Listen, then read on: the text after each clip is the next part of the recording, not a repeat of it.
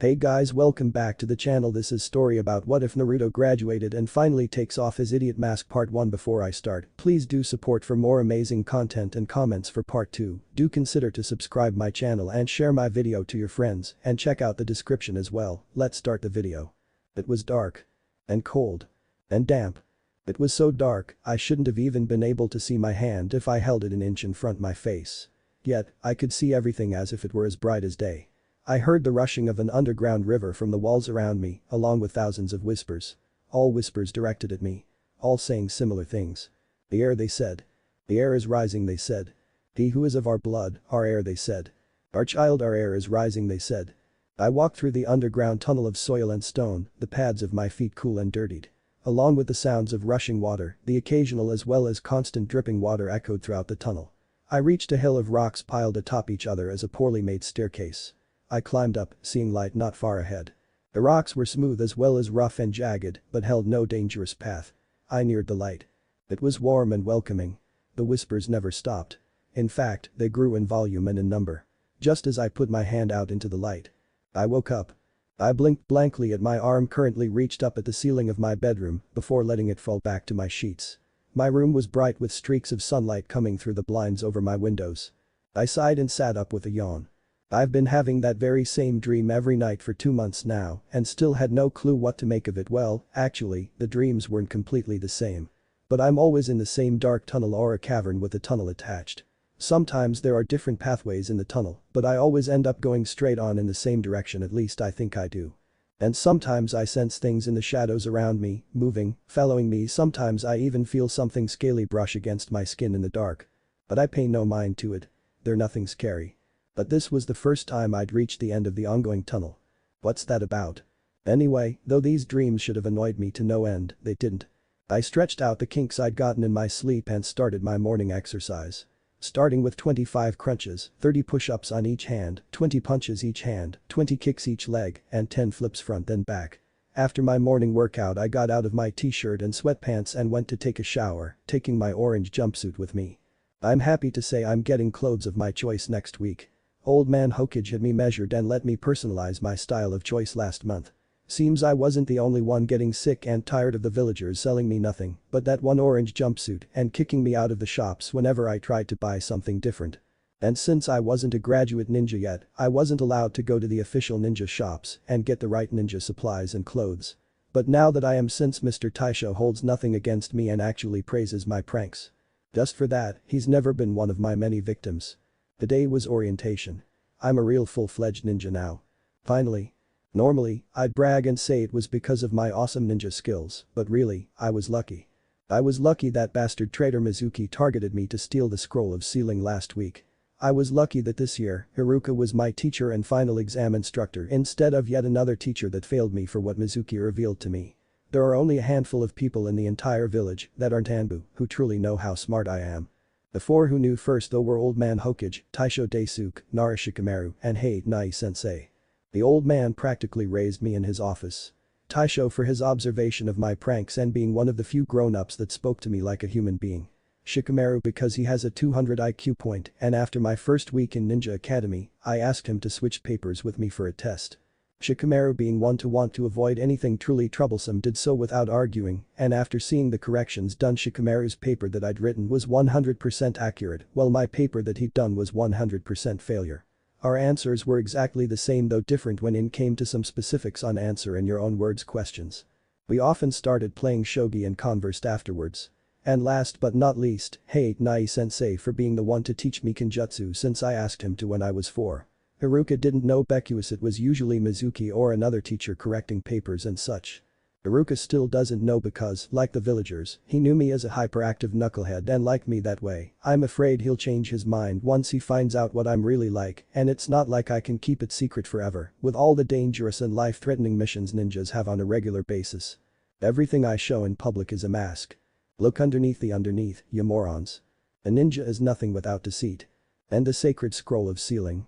Shadow cloning wasn't the only jutsu in there I mastered, but there are a few I still need to work on.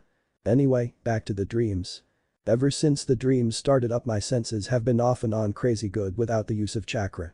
It's weird, but strangely it feels like it's supposed to happen. Like puberty sort of. I'm dressed and toweling my hair dry when I go into my kitchen, and my first good morning greeting is a foul smell bombarding my nose. I pinch my nostrils together, wincing at the stench, and went over to the fridge. My fridge was pretty empty aside from some butter, a half-empty bag of celery sticks, and a carton of milk. I picked up the milk and found it was almost a week past its expiration date. See what I mean by the crazy senses going off and on? If they were always on, I would have noticed much sooner. As soon as I poured the milk down the drain and threw out the carton, I made some toast with butter and took out a celery stick and left. It would have been easy to get a better breakfast, but I didn't want to be late. A couple minutes walking down the street, I found Konohamaru in his usual obvious ways of hiding. Man, he needs to work on that. Naruto, fight me. Konohamaru shouted, only to trip over his fence camouflage and faceplant into the dirt. What are you doing, Konohamaru? I asked plainly. That was a slick move. He said, getting up off the ground and looking up at me. That's why I consider you my rival. But I didn't really do anything, I said. Enough talk. He said, jumping to his feet. Fight me. Sorry, Konohamaru, but I need to go to orientation today. Maybe next time. Huh? Orientation? Konohamaru questioned. Yep. I said, pointing to me headband. I couldn't help but smile at his big eyes shining in awe. He smiled brightly at me and gave me a salute, shouting, right, boss. Before running back home. I shook my head with a chuckle and continued my way to the academy. When I got there, I sat down and couldn't stop grinning. Shikamaru was just walking up the stairs when he saw me. What the? Naruto. What are you doing here? He asked. I thought you didn't graduate. I got lucky. I said with a shrug and a smile. Huh? Troublesome. Whatever, tell me the details later, Mom wants you over for dinner. Sure. Bowl. I look to the second door at the back of the room while Shikamaru rolls his eyes and goes to his seat when we see Sakura and Ino bickering about who got there first. Though the two of them are a little annoying, it's pretty entertaining when they argue. Huh? Why is Sakura coming over here? Hi Saku. Move it. Sakura said, shoving me out of my seat without even looking at me. Sasuke, can I sit next to you? Oh, right. I roll my eyes, shaking my head as the girls gathered around arguing about who gets to sit next to Sasuke. Geez. These kunoichi are nothing but simple, stupid, hopeless fangirls. Simple and stupid because I bet that not one of these girls had any real reasons to like Sasuke other than him being top of the class. Hopeless because it was obvious Sasuke had no interest in anything other than being the strongest ninja. I then found myself looking at Hinata. She was the only girl I could see that wasn't a fangirl. Sure, I knew she had a crush on me, I'm not clueless, but she actually tries to be a ninja and works her hardest to do so, while the other kunoichi in my class only try to get Sasuke's attention. At least one girl showed promise. I wince when my ears started ringing because my crazy good hearing decided to turn on just when the screeching fangirls' bickering got louder and higher in pitch. Unable to bear it any longer, I stood up and pushed a random girl from the group in front of me who happened to be, by pure honest coincidence, Sakura. Hey Naruto. Sakura started to protest as I pushed her through the crowd. She stopped when I sat her down next to Sasuke and then sat next to her myself. There, problem solved. I said, placing my chin in hand with my elbow on the desk. Just when the girls were about to harp at me, Iruka-sensei walked in, ordering silence and for the girls to sit. Thanks, Naruto. Sakura whispered, smiling. I only shrug. I didn't do it for her, my ears were starting to ring and it was giving me a headache. Iruka announced the teams and it was a funny. Team 7 was announced the way we were seated. Normal POV. Why would I want to have lunch with you? Sakura said, frowning at Naruto. Well, we're teammates, so I thought. Naruto, you're annoying. Sakura said before turning around and hurrying off. Sasuke. Sasuke, where'd you go? Naruto sighed, that's what I get for trying to be nice to a fangirl. Naruto just shrugs and heads off to Ichiraku's. AM usually makes him a bento since food stores kick him out all the time and she slightly disapproves of his alternative way of getting food even though he's a ninja. Naruto forgot to pick up his bento this morning. AM and her father are two others who knew Naruto's true self. Naruto, there you are. AM's father, Tucci, said. AM was worried when you didn't pick up your bento this morning. Sorry. Naruto said, scratching the back of his head, embarrassed. It slipped my mind with graduation and all. I heard. Tucci said, smiling. Good for you. Thanks. Where's AM? She's out on delivery. I got your bento right here. Tucci said, lifting a 3 bento box tower wrapped in a dark blue and light blue checkered cloth onto the countertop. Hayate also came by to remind you of practice. I guess he knew your head would be up in the clouds today. Oh, thanks, I completely forgot. Naruto grabbed his bento, thanking Tucci again, and hurried to training grounds 13. Iruka had said their new senseis would be picking up their teams 3 hours after lunch, and while these sessions with Hade went from 3.5 hours to 5.5 hours, he wasn't too worried about showing up late. Naruto had booked it to training grounds 13 and found Gekko Hade waiting. Naruto put his bento down and bowed to Hade. "Good morning, Naruto," the sickly-looking Jounin said with a cough. "Good morning, Nai-sensei," Naruto said, straightening up. "Eat half cough of your bento for cough now," Hade said. "We'll take a break and cough, you can finish it cough then." "Hi sensei." Flashback. 4-year-old Naruto had been wandering around after all the parents at the playground took their kids home when he showed up. He found himself closing in on training grounds 13 when he heard shouts, clanging, swishes, and some cursing. He hid himself and peeked through the bushes to see a group of Anbu without their masks and 2 of them practicing kenjutsu. One was a really tall guy with long black hair and wide eyes. A Hyuga. The other was shorter, had short brown hair and dark circles under his eyes. The shorter guy was obviously winning. A second later, the Hyuga was unarmed, back to the ground, and the tip of the shorter guy's blade to his neck. Hyuga didn't look too happy as the other Anbu clapped and 2 came over to help him up. As soon as he was on his feet, he shoved the 2 away from him and stormed off. "Well, I guess that's enough for today," another Anbu said. "Let's get a drink on me." The others seemed to like the sound of that and started to leave. One of the female Anbu with long purple hair turned to the shorter guy that won and asked, "You coming, Hade?" "No. I think I'm going to practice a bit more and go home. Maybe next time, Yugao." Yugao shrugged and followed the others. Just as he said, Hade practiced a bit more. After practicing a kata for about 10 minutes, he paused and faced the bushes Naruto was still hiding in. "You can come out now," Hade said. Thinking the young Anbu would get mad to find it was him hiding, Naruto debated running before hesitantly coming out of the bushes, looking down at the ground. "You're Naruto, right?" Hade asked. Carefully, Naruto nodded without looking up. "Why are you here? You should be more careful." Naruto carefully nodded again. "How long have you been hiding there?" Hade asked curiously.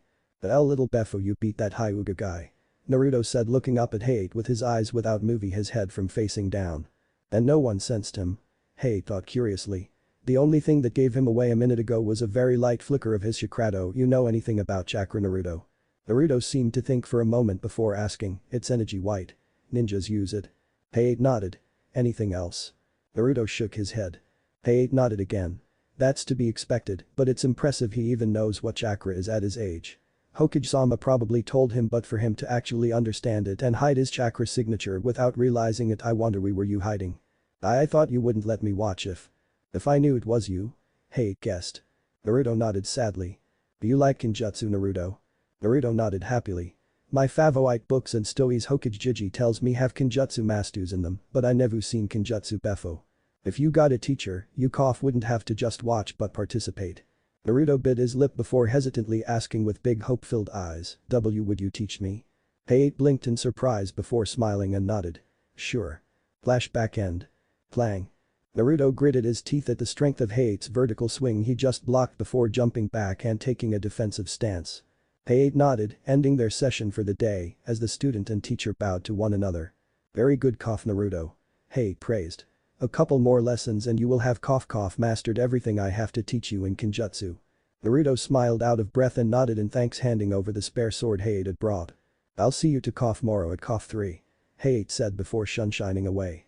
Naruto went over to where the empty bento boxes, his shirt and a jacket lay and redressed before heading off to training ground 7 and the memorial stone. Naruto POV. "I paused and stepped when I reached the memorial stone after I see this masked gray-haired Jounin standing in front of it already. He gave me a glance before going back to staring at the stone. I didn't say anything to him. For all I knew, he could have been one of the many that saw me as the fox. I put the bento boxes down and put my hands together in prayer. I'm a genin now, Dad. Wish me luck." I prayed with a smile before bowing to the stone and heading back to the Ichiraku's to drop off the bento boxes. I wasn't stupid. I knew who my father was. Hell, how can I not? I look just like him for Kami's sake. After I dropped off the bento boxes, I found out I was late meeting my new sensei and ran to the academy as fast as I could with my weight still on. I've been wearing weights since I was 6. Weight seals. I found a book on basic seals in HOKAGE's office and a few others from beginners to experts and one really old one for seal masters. I'm nowhere near being a seal master yet. At least, I don't think so anyway. I have a weight seal on each elbow, knee, wrist, ankle, and one on my torso. I don't know how much I'm carrying anymore. Let me think, I know it's a lot. Last time I checked I had 800 on my torso and 400 on each elbow, wrist, knee, and ankle seal. 4000 lbs. I think I'll add another 100 or 2 to my seals sometime tomorrow. I rocket past training grounds 4 and a strange shiver runs up and down my spine a couple times just after I hear a shout of "Guy Sensei" and by the springtime of youth. I don't know what the hell that was about and I'm not too sure I want to. Train grounds 4. The day my students, we are going to. My 2 guy was cut off when someone clad in orange jet by, causing the dirt and wind to pick up behind him and blow into team guy, almost knocking them over a second or two later. "Guy Sensei." Lee exclaimed in surprise as he stared after the orange blur of a boy that seemed to have disappeared. "By the springtime of youth." Guy exclaimed in his own surprise. "Lee. I have never seen someone other than you to be so fast. Like a rocket of youth." "Yosh." Lee shouted, punching a fist in the air. "I, under oath of my youth, do hereby swear that I will make the orange rocket my rival. My eternal rival of youth." I shed tears of pride. "Lee. Guy Sensei." Lee cheers, crying his own happy tears before they hug. And thus, a rivalry was born. Back to Naruto. I skid to a stop in the hall outside my old classroom door and go past it by about a foot before getting back to the door and opening it in a rush. "Sorry I'm late, Sensei, I cut myself off when I see Iruka, Sasuke, and Sakura were the only people in the room." "Ah, there you are, Naruto. I was just about to leave." Iruka said. "Where have you been? You're nearly an hour and a half late." "Oh. Just Ichiraku's. I got to talking to old man Tucci and AM and I guess I lost track of time. I lied before asking, where's our new sensei?" Iruka sighed. "He's even later. I have to get going. I'll see you guys around." But that Iruka left and the classroom went into an awkward silence for me at least. Shrugging to myself, I go over and sit on top of a desk and take out one of the storage scrolls in my weapons pouch. The scroll I took out was a mahogany red color and it was my entire library consisting of 283 books. Over the years, my house has been broken into and more when I wasn't there more times than I would like to think. Since the villagers couldn't really do anything to me physically thanks to the old man's law, they always take the damage they wanted to do to me out on my things, if you haven't noticed that already. Hence why I've had to wear orange most of my life growing up, why Ichiraku's is the only place I can go to eat without stealing among other things. After the 3rd or 4th time my apartment was broken into, I kept my most favorite items in Gigi's office before I learned basic sealing and some a bit more difficult. And I made sure all my scrolls were locked with a blood seal.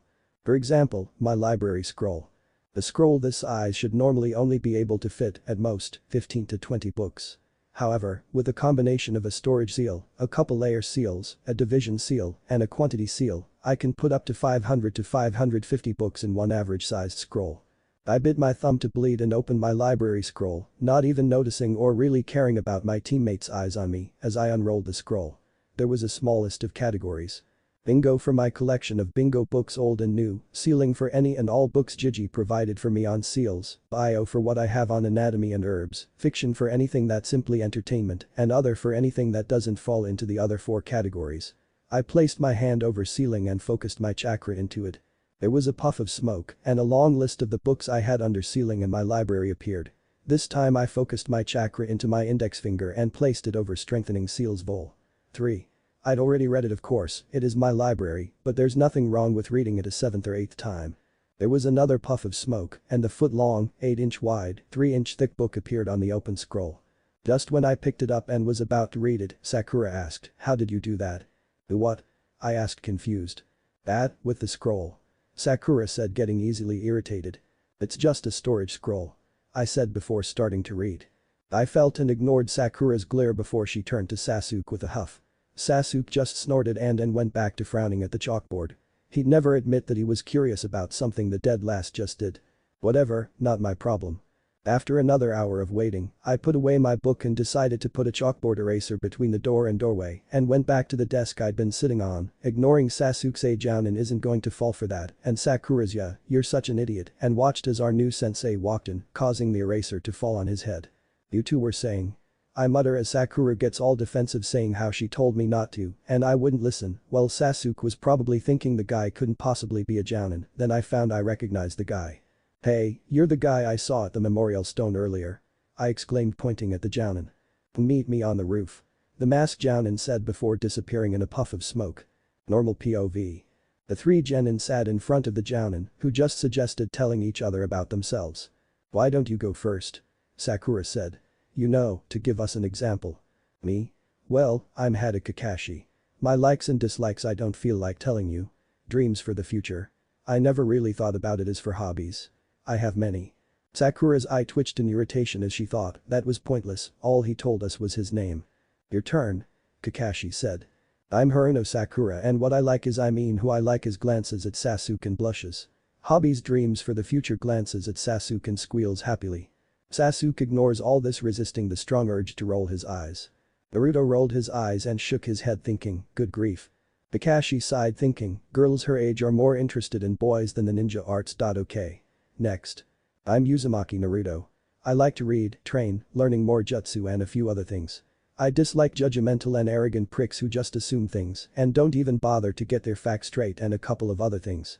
My hobbies fall under my likes and pulling pranks and another thing or two. And my dream is more of a lifelong goal really. I want to surpass my father and those before him. Sasuke raised an eyebrow at this in confusion. Sakura frowned thinking, what is the idiot saying now? He doesn't have a father. I bet he doesn't even know who his father is and he's just saying that to sound cool. Kakashi couldn't help smiling under his mask. Oh yeah. He's definitely their son. And lastly. My name is Uchiha Sasuke. I have many dislikes and don't particularly like anything. Sakura, who'd sat up in hopes of hearing what he likes in a girl and such, frowned dejectedly at Sasuke's answer. I don't have a dream because I will make it a reality, my ambition is to avenge my clan and kill a certain man. Sasuke's so cool. Sakura mentally gushed. His brother as expected. Naruto thought. I knew it. Kakashi thought. Okay now then, Tomoru will be taking your final test. Naruto was currently on his way to Shikamaru's after Kakashi had just scared the team with a 66% failure rate before announcing where to meet the next day for the all-or-nothing pass-fail test. Naruto could only sigh on his way to the Naras.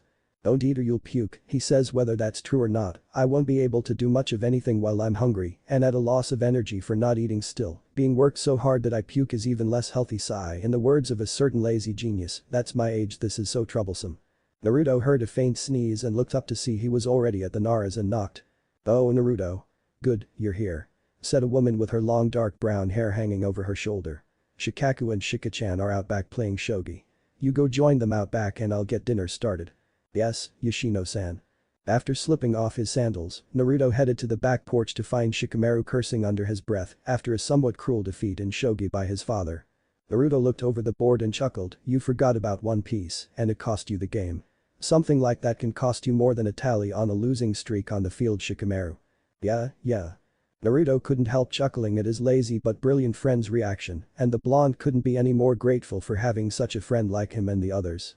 Flashback. Naruto waited nervously in a random training ground for his three closest if not only friends his age, who, besides Shikamaru, found out who Naruto really was along the years in the academy.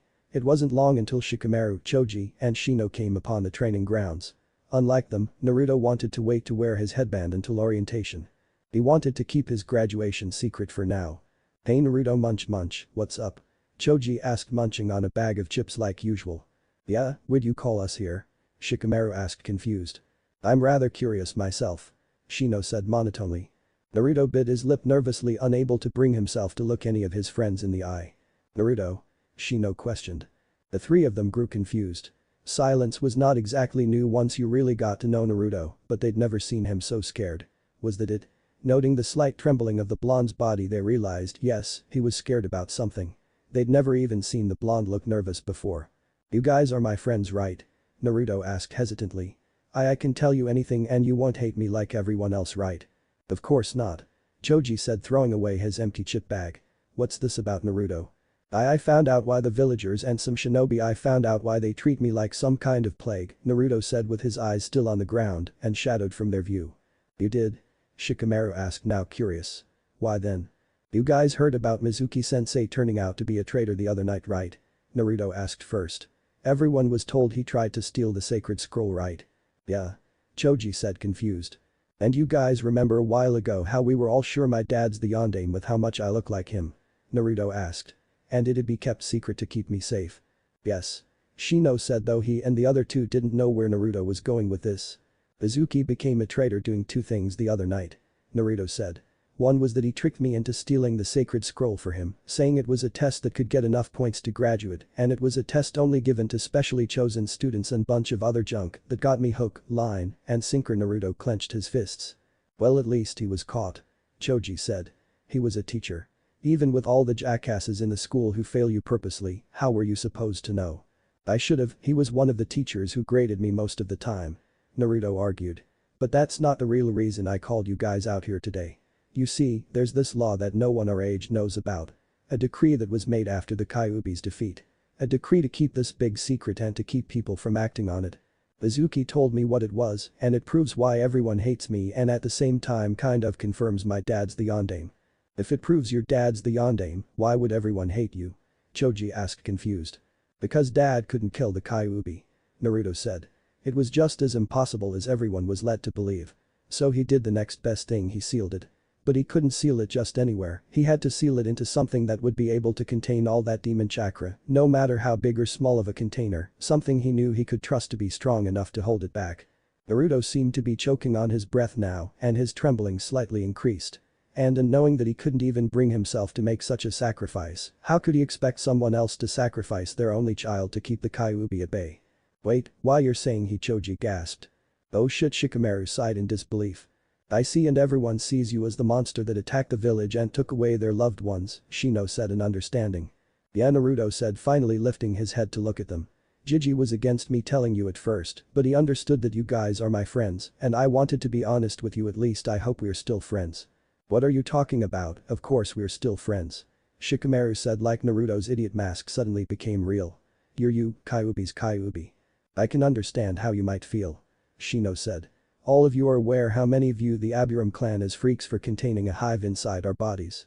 The difference is that you were not aware of what you are containing, and you don't think like it does or any other such nonsense these people seem to believe. Yeah, you're like a pork bun. Choji declared, getting confused and surprised looks from the other three. Kyuubi's the pork and you're the dough containing it. A pork bun can't be a pork bun without the pork or dough.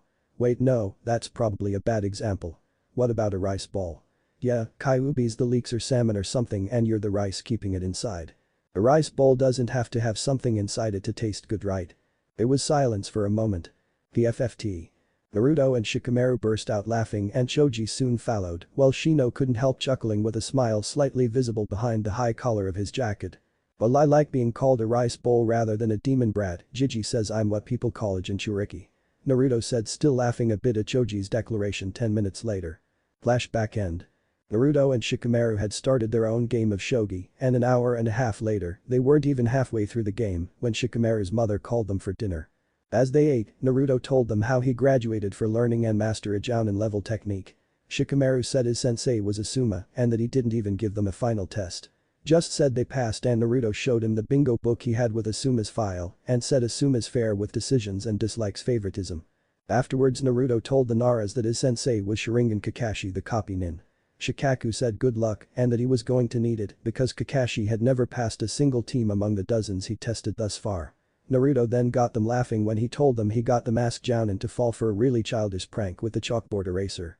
Well, that just shows that no matter what skills you have, you could fall for even the simplest of tricks when you're not paying full attention. Shikaku said. So Naruto, when are you finally getting rid of that orange suicide suit? Yoshino asked. When my personalized order gets here in a few days. Naruto said happily. Good. Yoshino said with a smile. After dinner, Naruto and Shikamaru went back to their shogi game and it was long after sundown when their game was nearly halfway through. It was nearing midnight when it was 2/3 over. Needless to say, their game was quite hurried when they called in a tie at midnight, seeing as Naruto still had to take the final exam with his team in a few hours.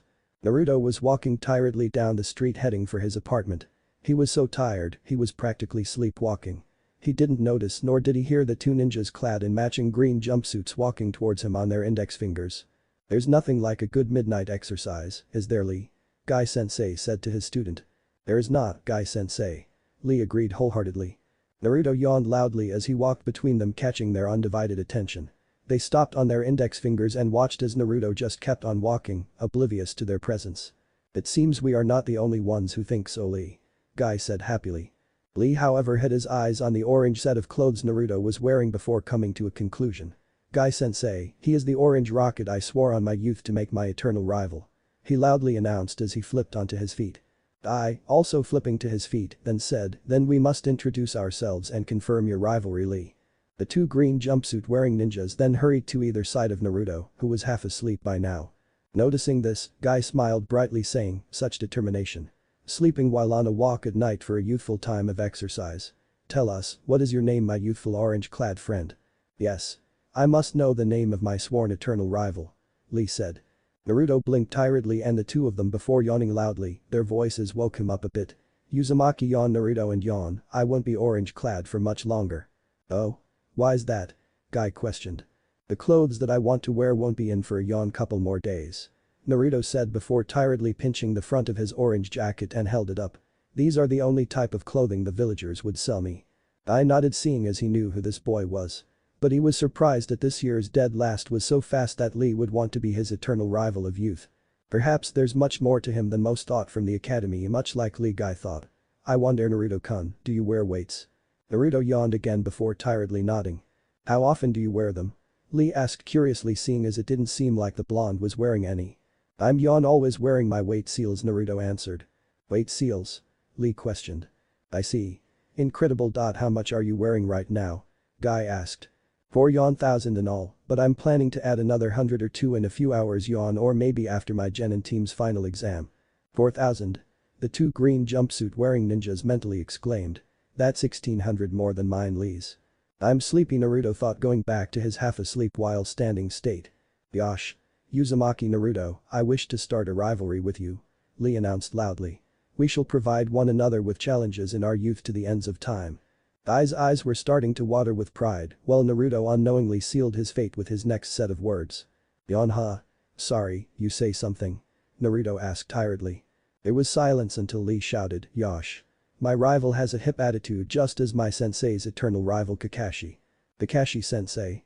Yon, he's not my sensei yet. Yon, I have to pass my exam first. Did you hear that, Lee? Guy exclaimed cheerfully. Your eternal rival is the student of my eternal rival. Yosh. Eternal rival? Huh? Those are some bushy eyebrows. Naruto yawned again, continuing his way home, oblivious to the green-clad student and teacher behind him crying and hugging in the street. After reaching his apartment, Naruto was out the moment he dropped himself like dead weight onto his bed, not knowing he'd forget all about his newfound rivalry. He was only half conscious to discover when he wakes up the next morning. Beep. Beep. Beep. Beep. Beep. Beep. Beep. Click. Naruto sighed tiredly after hitting the snooze button on his alarm clock. Funny how he got an alarm clock months ago, but with masquerading himself as an idiot while in the academy, he never used it till now. He blinked tiredly before sitting up confused. He didn't dream about the tunnel last night. He didn't have a dream at all. What's that about? Naruto thought. Then he just shrugs. Whatever. It's just a dream anyway, right? Shaking the thoughts from his head, Naruto undressed out of the white t-shirt and blue sweats he didn't remember changing into last night and headed for his bathroom for a quick shower. The cold water from the shower head that hit him first before warming up woke him instantly. A few minutes later, he came out with one towel wrapped around his waist and drying his hair with another when he heard a light tapping on his window. Naruto went over and pulled up the blinds and smiled brightly when on the other side of the glass, he found a striped and speckled sparrow with feathers of light and dark shades of brown, carrying a message from the HOKAGE's office around his neck. Letting the towel he was using to dry his hair hang over his shoulders, Naruto unlocked and opened his window to get the message and greet his busy little feathery friend. Ibit was a strong little guy to carry what most falcons or messenger hawks are able to carry. Naruto POV. I found Ibit around the time my cavern dreams started. His egg was cracked on the ground but not completely broken. I picked his egg up and the crack in his shell went back together as if it had never been there. Before I could question how it had happened, he hatched. I took care of him and made him a nest in the garden tree I have in the corner of my bedroom until it gets too big to stay indoors. I can talk to Ibit like I can usually talk to Iruka-sensei, only without hiding anything, and he talks to me sort of. It's not like I can really understand what Ibit says, but I know what he's saying, I can feel it. That's the best way I can describe it. And after being only 2 weeks old, Ibit said he wanted to be the first ever ninja sparrow. So I took him to HOKAGE Tower and introduced him to the old man. The old man said sparrows only lived for maybe a little over half a year. When all seemed lost, I finally said, if I can be HOKAGE, Ibit can be a ninja bird. But that, the old man couldn't help smiling and finally caved, saying Ibit had to go through a test and if he passed, he would train as a messenger bird until I became Genin. Ibit, needless to say, passed with flying colors. No pun intended. So if all goes well, today will be Ibit's last day as a messenger bird. I read the message out loud with a sigh. Naruto, I regret to inform you that your clothes will not be in for another month due to Gato Shipping Company's delay. Great, so I'm stuck wearing clothes that scream here I am, kill me. For not only another month but during the month I start doing missions if we pass this test. I look at Ibit with a smile as he puffs up and ruffles his feathers in irritation for me. Well, on the bright side, if I pass this last test today, you'll be a ninja bird tomorrow officially. At that, Ibit starts bouncing on his feet excitedly before jumping up and doing loop-de-loops in the air before jet streaming back to HOKAGE Tower. I shake my head with a laugh before putting on my suicide suit. Getting my ninja gear together, I thought more about what our test could be. I shake my head. There was no point in wondering when I was going to find out. I was already a half an hour late. Damn it. I book it as soon as I grabbed my full bag of ninja gear. Clouds of dirt were right behind me, I stop right when I'm halfway there. I forgot to add weight to my seals. I think the coolest thing about my weight seals is that they don't show up on my skin unless I'm applying chakra or releasing the seals. I added 150 to each ankle, elbow, knee, and wrist weight seal and 300 to my torso. That makes 5500 lbs. I nod to myself when I feel the weight. I hurry to the training grounds, only to find Kakashi-sensei was later than me again. I go over to the memorial stone and pray, I'm going to be a genin today dad. Wish me luck. I smile and bow to the stone before joining my teammates. Sakura frowned at me sadly before seeming to look like she was forcing herself to smile before she finally somewhat accomplished it. What was that about? Hey Naruto, why are you so late?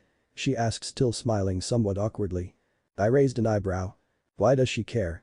I was up late last night. I said plainly before lying down in the grass and using my bag as a pillow with my eyes closed. I hear Sasuke say, HN. It's stupid things like that make you the dead last.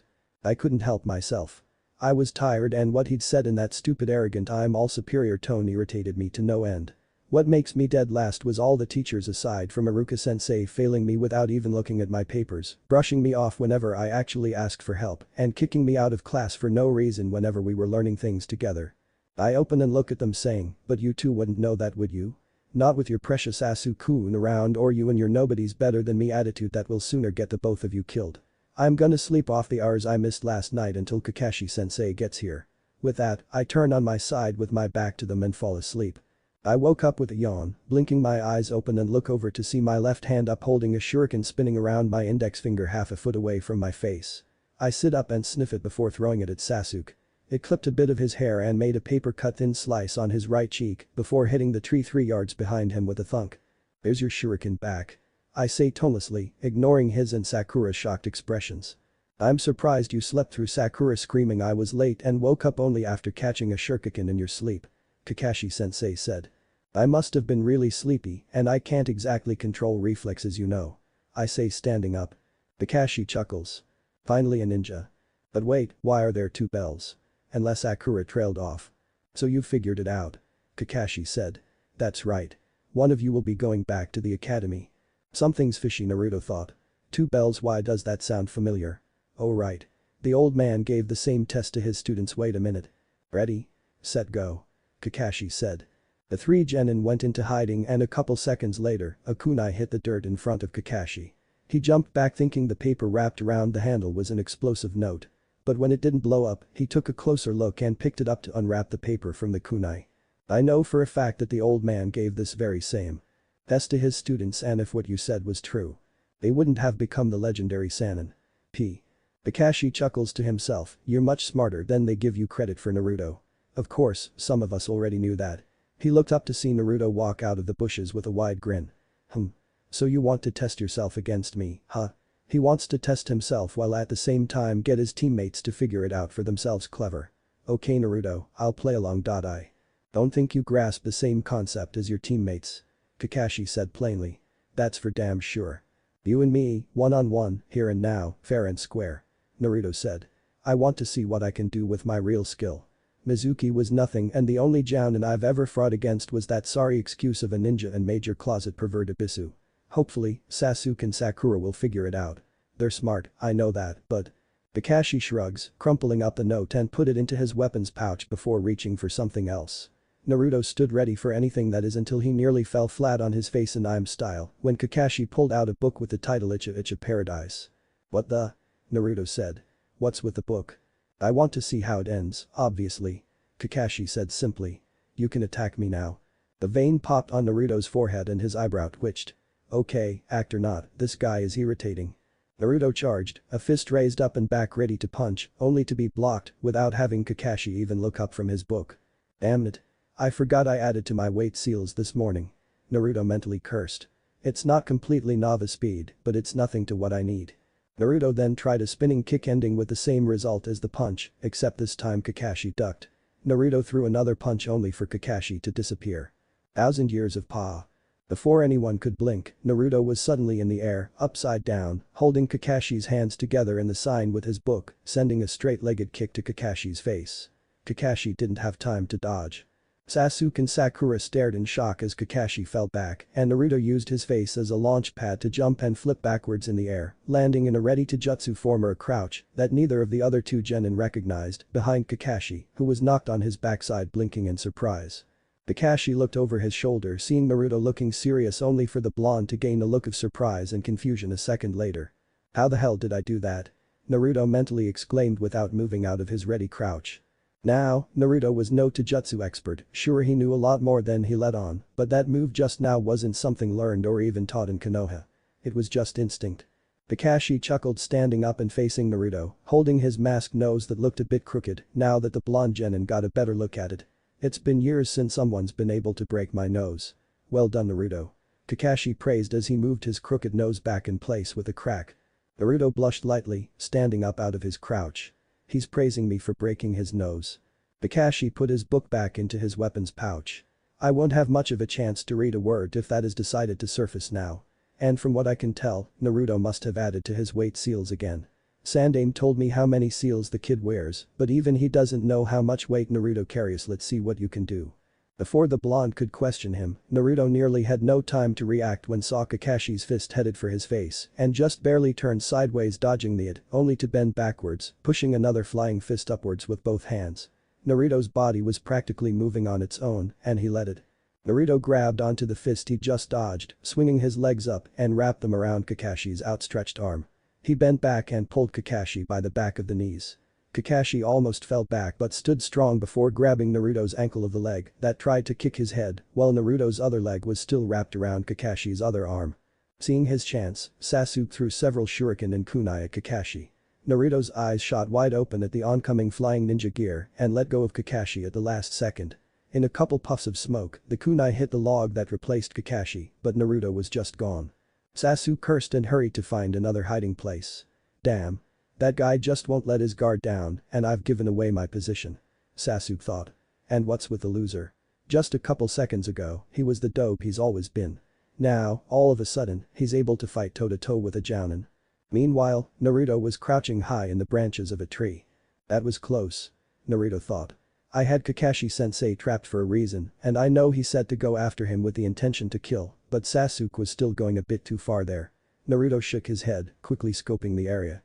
Seeing things were clear of the silver-haired jounin, he hopped out of the tree to the ground. What was the just now? He thought. At Taijutsu it was so different, but it felt so natural to me. Naruto shook his head. No. I can think about that later, right now I need to pass this test with my team. His train of thought broke off when a shudder ran up his spine hearing a loud blood-curdling scream. That sounded like Sakura, Naruto said to himself before running back to the clearing. When he made it to the clearing, he heard the swishing and thudding of a kunai being thrown and missing the target close by. Kakashi-sensei must be fighting Sasuke. Naruto made a couple shadow clones and sent one to Sakura and the other to Sasuke, hearing the fight close by come to a stop. Kakashi would probably come looking for him or something again seeing as the others were taken care of. He then took out a kunai in each hand and readied himself, slowly turning in circles so that he wouldn't be caught by surprise. He faced his right when he heard the leaves rustle and swish then stop. They swish and rustle again when Naruto was knocked unconscious with a chop to the back of the neck. Naruto. Naruto blinked his eyes open to find Sakura and Sasuke on either side of him while he was tied to the middle wooden post and Kakashi stood in front of the three of them. Damn, Naruto muttered. Glad you finally decided to join us, Kakashi said with a smile. Now that Naruto's awake, I can tell you why I don't see why you three should have to go back to the academy. Kakashi said, still smiling from under his mask. Sakura smiled, you mean? Yes, Kakashi said before frowning. Sasuke and Sakura, you two should just quit being ninja. What? Sakura exclaimed. Why? And what about Naruto? He didn't get a bell. And Sasuke was at least able to touch one. Had Naruto's objective been to actually get a bell in the first place, he might have gotten a bell easily. Kakashi said. Huh? Sakura questioned while Sasuke, who was just scowling, gained a confused look. I mean to say that Naruto is the only one of you three who figured out what this whole thing was about. And what is it? Sakura shouted irritatedly. Teamwork. Sasuke and Sakura flinched. Naruto wasn't trying to get a bell at all, Kakashi said more calmly.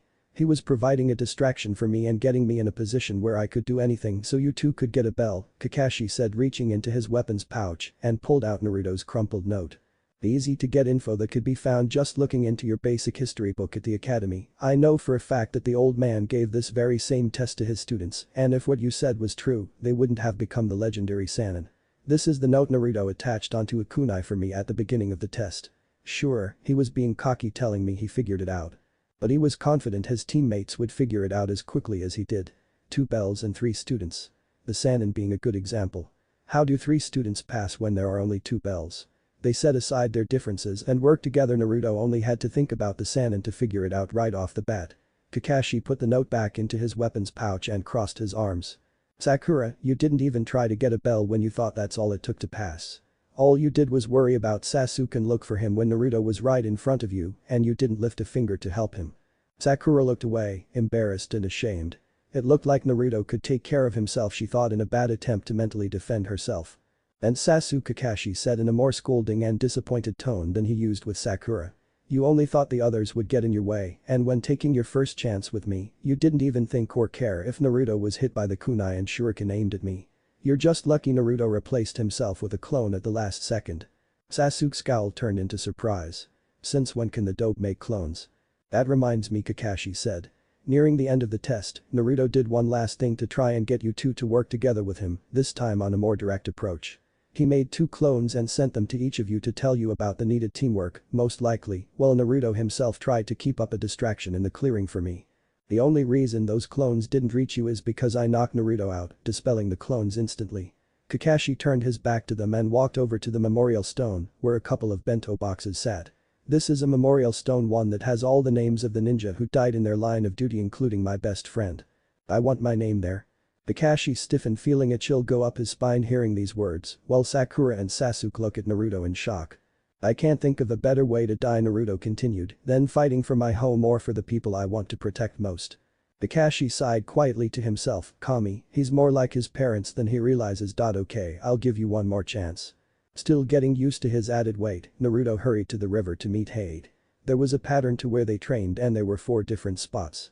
In order from beginning to end of the pattern was atop HOKAGE Mountain, atop HOKAGE Tower, Training Grounds 13, and at the river wherein began at the waterfall. Since last time was at Training Grounds 13, this time would be at the river and waterfall.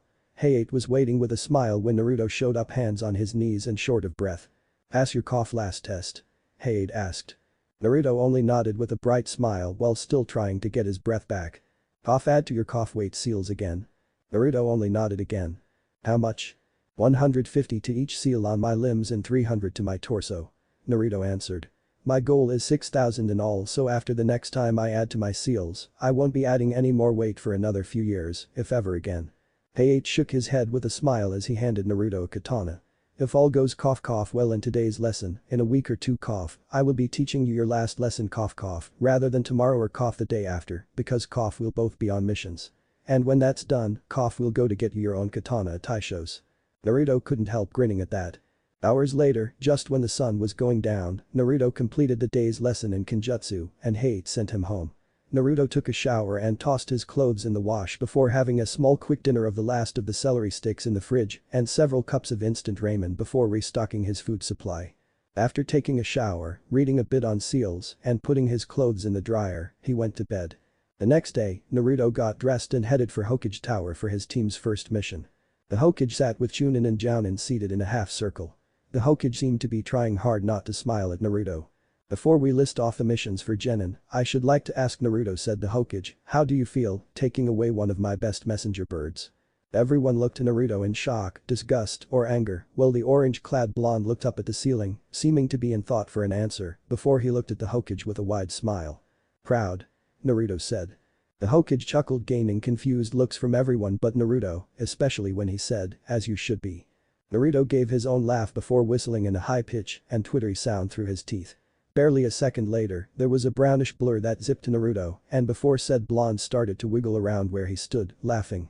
After about minute or two of this, Naruto straightened up, hooking a finger in the collar of his jacket and stretched out the front to look down into it, smiling. "Ibit, get out of there." Naruto laughed.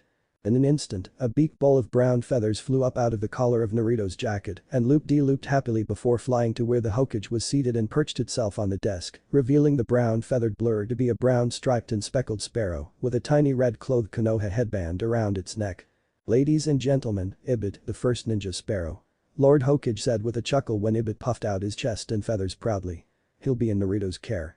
HN. With a dope, that bird will be dead within the hour." Sasuke said, getting a giggle out of Sakura and in smirks from the Chunin and Jounin that didn't like the blonde. Only for them to frown when Ibit darted off the desk to Sasuke's left ear and started pecking the heck out of it, switching to the right ear when Sasuke took a couple swipes at him. Naruto, Kakashi, Iruka, and Lord HOKAGE and the others had to stifle their laughs when Ibit finally stopped and flew into Naruto's hair. "Ibit," Naruto said in a scolding tone, even though his smile never left. "Give the team a break. He still doesn't understand to look underneath the underneath." Ibit ruffled his feathers and snuggled comfortably into Naruto's spikes in response. Naruto could only half-heartedly roll his eyes. "Onto the mission assignments then," Lord HOKAGE said quickly. The assignments went from weeding gardens to walking dogs and more chores. Team 7 had several a day for the next week and a half. On the fourth day of the second week after their third mission, Naruto called in. "Hey, Kakashi-sensei, I gotta go," Naruto said. "Oh? Go where?" Kakashi questioned. "My last lesson with Nai-sensei," Naruto said. Kakashi nodded. "I'll make sure you get the pay you earned today." "Thanks." After Naruto was gone, Sakura asked, "What lessons? And who's Nai-sensei?" Kakashi chuckled. "Only Naruto calls him that. When he was younger, he fell into the habit of saying Nai-sensei when he couldn't decide between calling him Nai-sen or sensei." "That still doesn't answer my question," Sakura said irritatedly. Kakashi deeply sighed, especially after seeing Sasuke was curious as well. "Kenjutsu," Kakashi answered, much to their surprise. "Naruto has been an apprentice of a Kenjutsu master in Konoha since he was 4. And if today's his last lesson, it means after today, he'll have mastered everything this Kenjutsu teacher has to teach him." "Why didn't he ever say anything?" Sakura asked after a moment of shock. "Apparently, you forget Naruto's introduction when you three first met me. I dislike judgmental and arrogant pricks who just assume and don't even bother to get their facts straight. He never said anything because no one ever bothered to ask. People just assume Naruto's an idiot. People assume he's a cocky brat, people assume a lot of things about Naruto and don't even care if they're right or wrong. Under the loud, hyperactive idiot is a surefire prodigy that no one cares to notice, who wants to be seen for who he really is and not for who people assume or want to assume he is. He wants to be given that chance." Kakashi went ahead to where they were supposed to have their next D-rank mission, leaving Sasuke and Sakura to their thoughts before they followed a moment later. Naruto ran to Hokage Mountain and into the woods on top of it with Ibit flying beside him. Hayate was waiting and tossed Naruto a katana. Naruto took off his jacket and shirt while Hayate took of his Jounin vest. They threw the discarded clothes off to the side and before the vest, jacket, and shirt could hit the ground, they charged. Ibit observed the lesson, perched high on a branch. Flashback. Hayate had only been teaching Naruto Kenjutsu for nearly 2 months and he could already tell Naruto was an ignored prodigy. The 4-year-old blonde was a fast learner and Hayate was sure Naruto would be a master at a young age. When Hayate first started teaching Naruto, the Anbu told the blonde that over the years, he would be teaching Naruto everything he knew about Kenjutsu. Hayate knew nearly a dozen different forms of Kenjutsu, some with different weapons, though he preferred katana. Hayate told Naruto he would only teach him as long as he was willing to learn, and Naruto replied that he never wanted to stop learning and that he never went back on his word. Hayate could only smile before the lesson started. He said that while Naruto was a faster learner, it was going to take a while for him to master Kenjutsu and surpass his teacher, even if Hayate wouldn't be away on long-term missions. Curious, Naruto asked what he would have to do to be able to surpass Hayate. Hayate paused, seeming surprised before smiling again, saying Naruto would have to learn everything his teacher had to teach him, as well as create a new form of Kenjutsu. "So this is why you haven't been coming to Anbu Ken practice for a while?" Both Hayate and Naruto paused in their stances and looked to see 3 Hyuga branch members standing off to the side and approaching. The one who'd spoken was the same Hyuga Naruto had seen Hayate defeat before, now smiling smugly. "Training the demon brat, are you Hayate? Watch your mouth Hyuga," Hayate said surprisingly without a cough. "Who I teach is none of your concern. I have to agree considering you got your butt kicked last time," Naruto said to the Hyuga. Hayate couldn't hold in a laugh at the fact that one of the proud, high and mighty elite Hyuga had just been told off by a 4-year-old. More laughs joined Hayate's, and Naruto looked to see more Anbu approaching. 3 of which were still wearing masks while the other 4 were not. "Quite the student you have there Hayate," said the dog mask Anbu with a chuckle. "Apprentice actually," Hayate said with a faint cough. "Apprentice? You see that much potential?" asked the weasel mask Anbu. Hayate nodded with a smile. "Fast cough learner too. We should probably start practice now and Hayate, although you have an apprentice now, that doesn't make it okay to skip most of our meetings." "Yes, Captain. Can I watch?" Naruto asked excitedly. Just when the Hyuga looked like he was about to make a snide remark, the dog-masked Anbu captain said, "If you're quiet and stay off to the sidelines." Naruto nodded before zipping over and sitting in front of the bushes he hid in last time with excitement showing in his eyes, earning several chuckles or giggles from most of the Anbu present. It was easy to see how much Naruto liked Kenjutsu from how his eyes never strayed from an Anbu with a sword in hand at practice. Then chuckles and giggles arose again when the Anbu captain announced practice over and Naruto exclaimed, "It's over already." "How long have you been teaching him Hayate?" Captain Inu asked. "About 2 months," Hayate answered. The dog-masked Anbu nodded. "May I see what he's learned so far?" Though it confused Hayate and the others a bit as to why their captain was curious, Hayate agreed. "Naruto, come here," Hayate called. Naruto stood and zipped right over asking, "More lessons Hayate Nai-sensei?" Hayate lightly blushed when snickers arose from the Anbu present with murmurs of "Nai-sensei" and "How cute," while Naruto only blinked in confusion.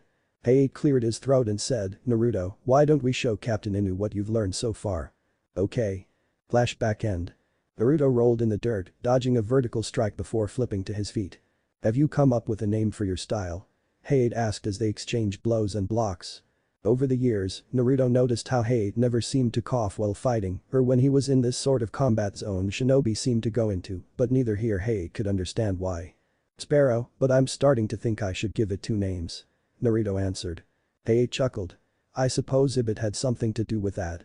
Only when I noticed how similar my movements and my style are to the way he flies and such," Naruto said with a smile. "Why 2 names?" Sparrow style can actually be used as a taijutsu as well as a weapons fighting form and it can be used with several different types of weapons, both made for close and long-range fighting. So I thought maybe I should come up with 2 different names to differ between the Sparrow style weapons combat and the Sparrow style hand-to-hand combat. "Ah, clever," Hayate said understanding. "Thanks. But there's no real reason for you to come up with a second name," Hayate said. "It's the same fighting style and you forget that as a ninja, your body itself is a weapon. So how's it coming along so far?" Naruto gave a grunt when he cut his hand on his own blade blocking a vertical slash.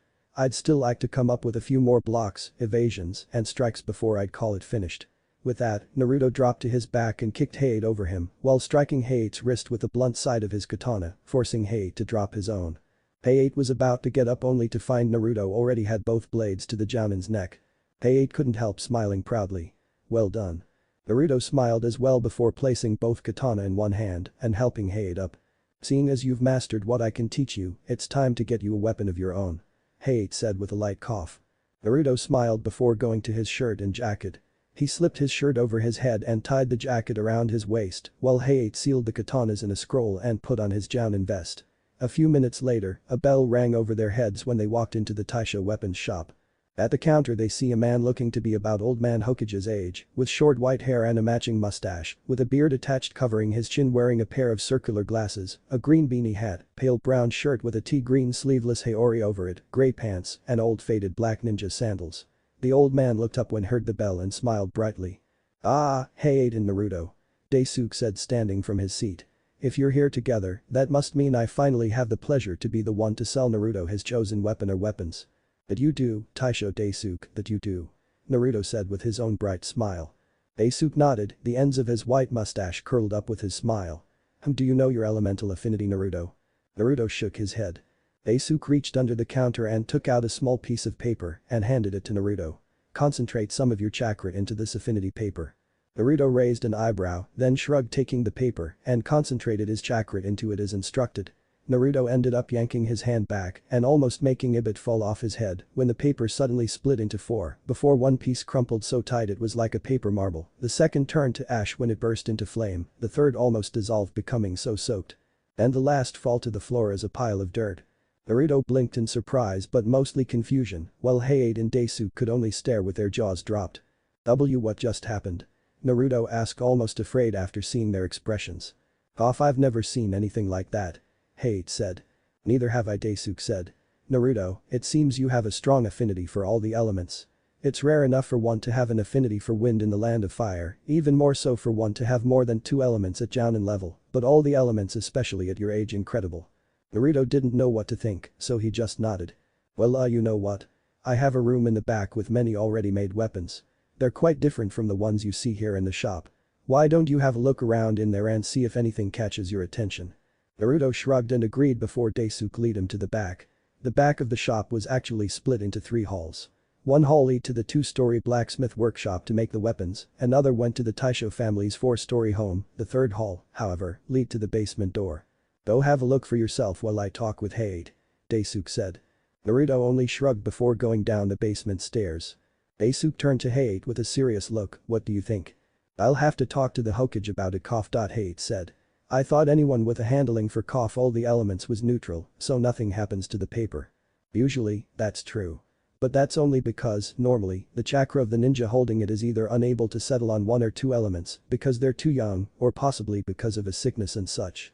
But Naruto's chakra seems to settle on all the elements and to a very powerful degree. Which is why I was completely stumped on what blade or weapons would best suit Naruto. Is that why you had him decide for himself in the back? Hayate asked curiously. Partially, you see, the weapons in the shop here are just your basic ninja gear and chakra blades made for those in tune, so to speak, with their elements. The ones I have in the back downstairs, however, are unique in a much greater sense. From time to time, a ninja, or any one type of warrior really, will come in search of a special weapon, for lack of better words. In my basement, I have many things that those most greedy would call treasure. That is a test in itself. If one takes something worth a very pretty penny, I send them on their way. The other weapons, however, are another story entirely. Naruto POV. I paused and stepped when I reached the bottom of the stairs. I'm surrounded by every type of weapon known to man in this room that look to be 2 to 3 times the size of Taisho's shop. Shelves and shelves, tables covered, hooks hanging, and baskets full of every sort of weapon. And wherever I didn't see a weapon, I saw piles of gold and jewels. Medallions, coins, gemstones, everything. And wherever I didn't see weapons or gold, I saw a combination of the two. I shook my head. I wasn't expecting all the gold, but I was there to look for a weapon that suited me. I looked in every direction as I walked deeper into the weaponry room basement. Almost suddenly, I felt this pull, for lack of better words, take me to the far right wall of the room. The pull grew stronger as I walked alongside the wall, scanning the weapons on the shelves or hanging from their hooks. I stopped momentarily. The pull right now was coming from the pair of tonfa hanging in an X on the wall. These tonfa, among the many on the wall, were black steel or something with a crimson tint, pointed ends and a ring on the end of their handles. I lifted them from their hooks on the wall, and the moment I touched them, the pull I felt from them was gone, and as soon as the pull I felt from them was gone, in place of the tonfa was a belt for my waist to carry them. I put on the black metal and cloth belt and put the tonfa through the rings on the back of the belt so that they lay against the back of my hips in an X. I walked along the wall once more towards another pull. It didn't take long for me to find them. Hanging on the wall were 3 katanas, 2 hanging vertical by their handguards, and the third hanging horizontally above them, seeing as this one had no handguard. The one hanging on the left had a black handguard that looked like a ninja star made of 6 small kunai on one ring, and the handle had a pointed triangular butt end, while the handle itself was wrapped in a crimson cloth, but the blade itself was the darkest pitch black I'd ever seen and shined enough for me to see my reflection in it. The katana on the right had a handguard shaped like 2 stainless steel crescent moons back to back, the butt end of the handle was spherical, the handle itself wrapped in a bluish-purple cloth, and the blade as shining as the sword on the left, but color of stainless steel as the handguard. The handguardless sword above them had the handle wrapped in white, the butt end was the average shape on more ordinary katana covered with a cap of gold, the blade was a white gold color with a light bluish tint. One by one, I lift the katanas from their hooks, and as soon as I did, a sheath lay in its place, and, just like before, as soon as I touched them, the pull was gone. The katana with the shuriken-like handguard had a crimson sheath, and in the middle were 2 gold rings 3 inches apart going around the sheath. The twin crescent moon handguarded katana had a dark blue sheath like the red one. The handguardless katana had a white sheath with a black tribal painting of a dragon going around the sheath, the head near the handle of the katana. As soon as I had all the katanas sheathed, over the hooks that had been holding the handguardless katana was one dark gray belt that, when I put it on, held all 3 katanas on my left hip. The belt buckle was cool, like a 2-piece puzzle that when put together looked like the dragon on the white sheath, only with wings spread out in flight. I stand around for a bit to see if I'd feel the pull again. I didn't. But just when I was about to turn and leave for the stairs, Ibit flew off my head to a basket full of small handheld knives and such and reached his head in only to pull out 2 small crescent-shaped razors that looked to be able to fold out, with straps by the straps. I picked them up from Ibit's beak to see that they could fold out into wider slightly curved razors. On a ninja, they looked like they could have strapped onto someone's fingers. But for Ibit, I could put the straps on his wings and they'd fit him perfectly along the edge of his feathers when he opened his wings. With the both of us now satisfied, I go back upstairs. When I come back up from the weapons room, hey Nai-sensei and old man Taisho looked even more surprised than they did when we all saw my elemental affinities. I wasn't surprised. I'm sure we all thought I'd only walk back up with a single katana or something. I know I did.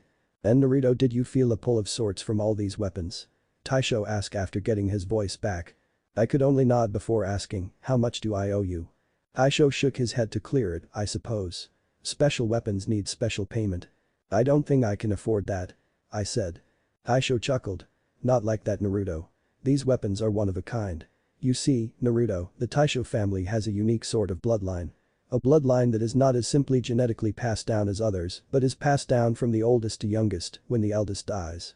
When I die, depending on whether I live long enough, the ability I have will either go to my granddaughter Tenten or her child. This ability is to make weapons with a consciousness. The consciousness of the weapon or weapon sets I make allow all said weapons to choose their wielder, and once they've chosen, the one chosen will be the only one to ever wield it unless the wielder chooses to pass the weapon down to a student, comrade, or relative. These weapons gain abilities depending on whose consciousness was used to make them, who the first wielder is, and gains one more ability each time it is passed down, if it is passed down. You're the one who made the swords of the 7 swordsmen of the mist. I said in realization.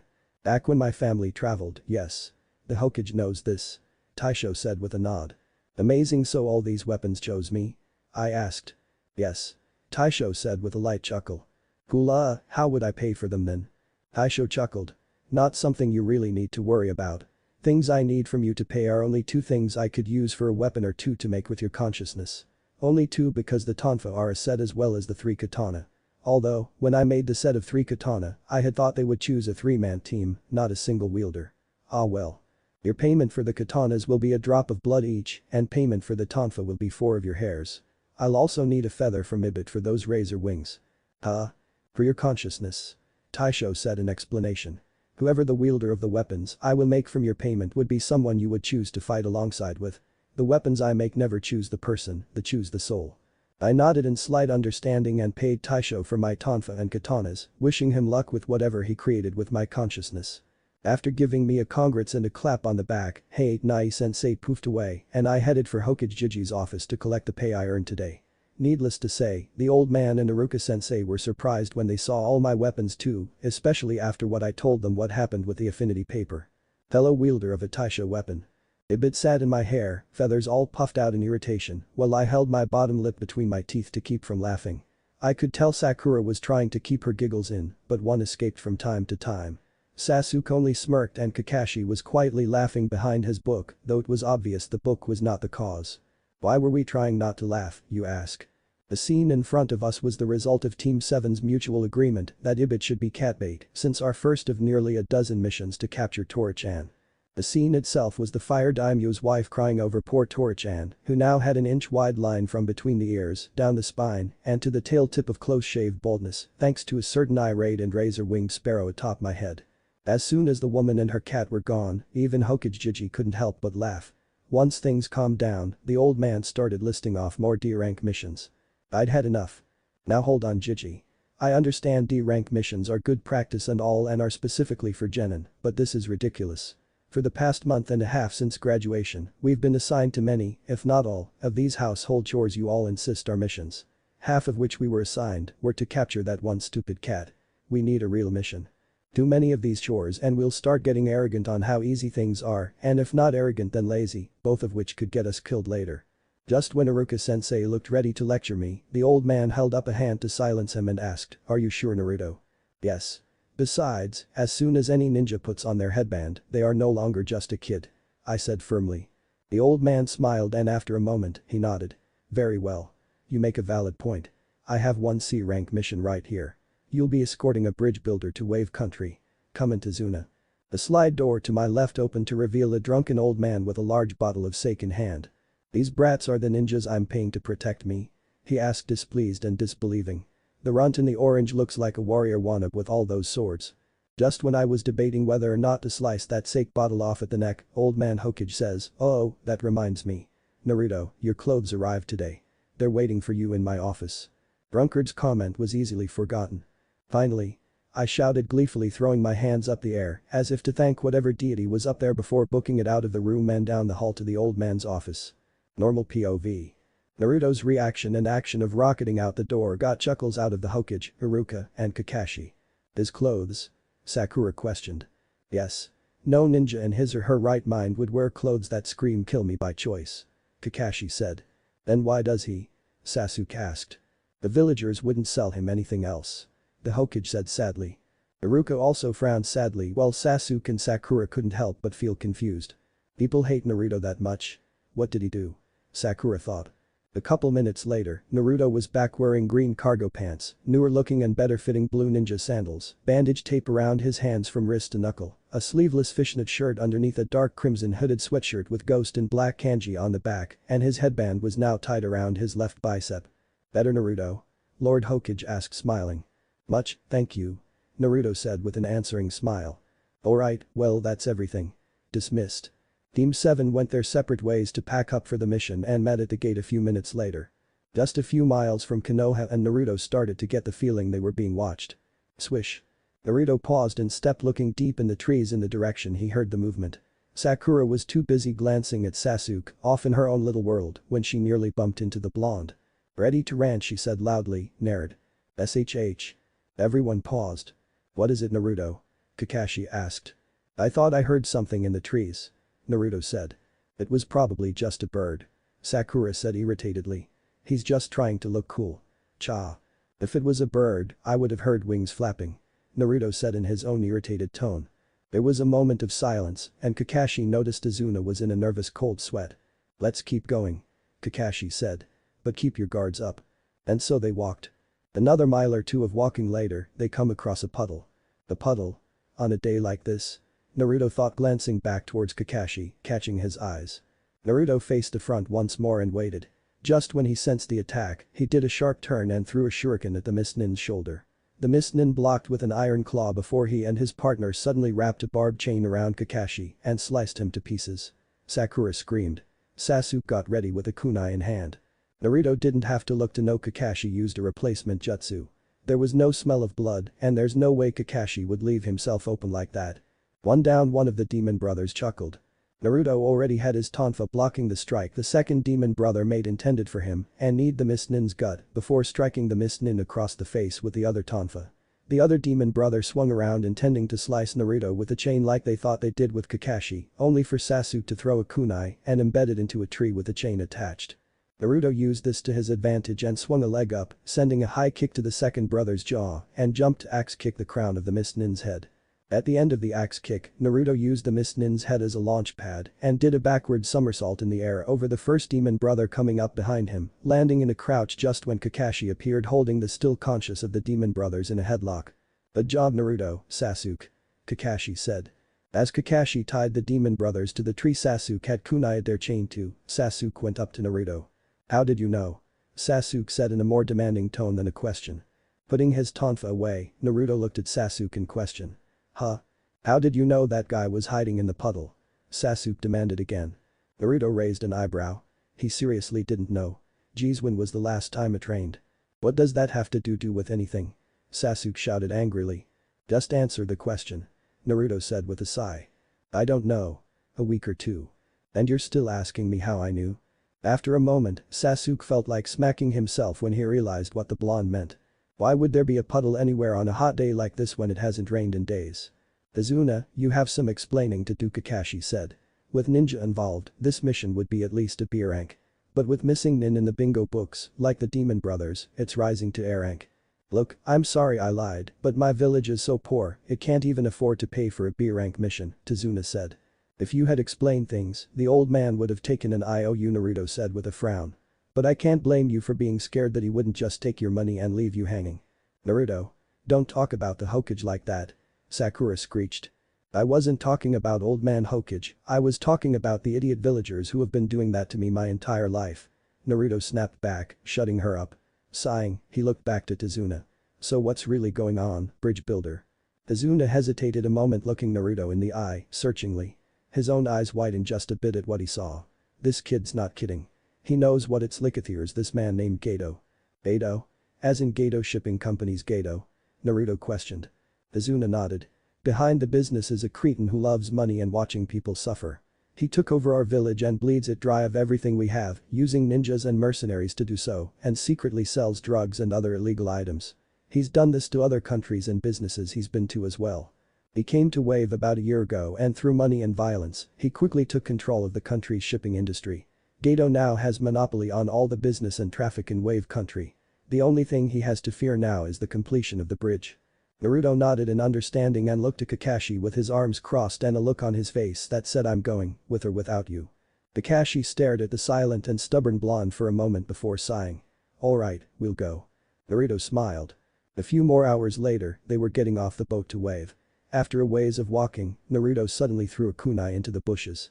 Sakura went over and found a white rabbit frozen in fear, with the kunai Naruto threw embedded in a tree behind it, right between the ears. Naruto, quit showing off. Sakura shouted angrily.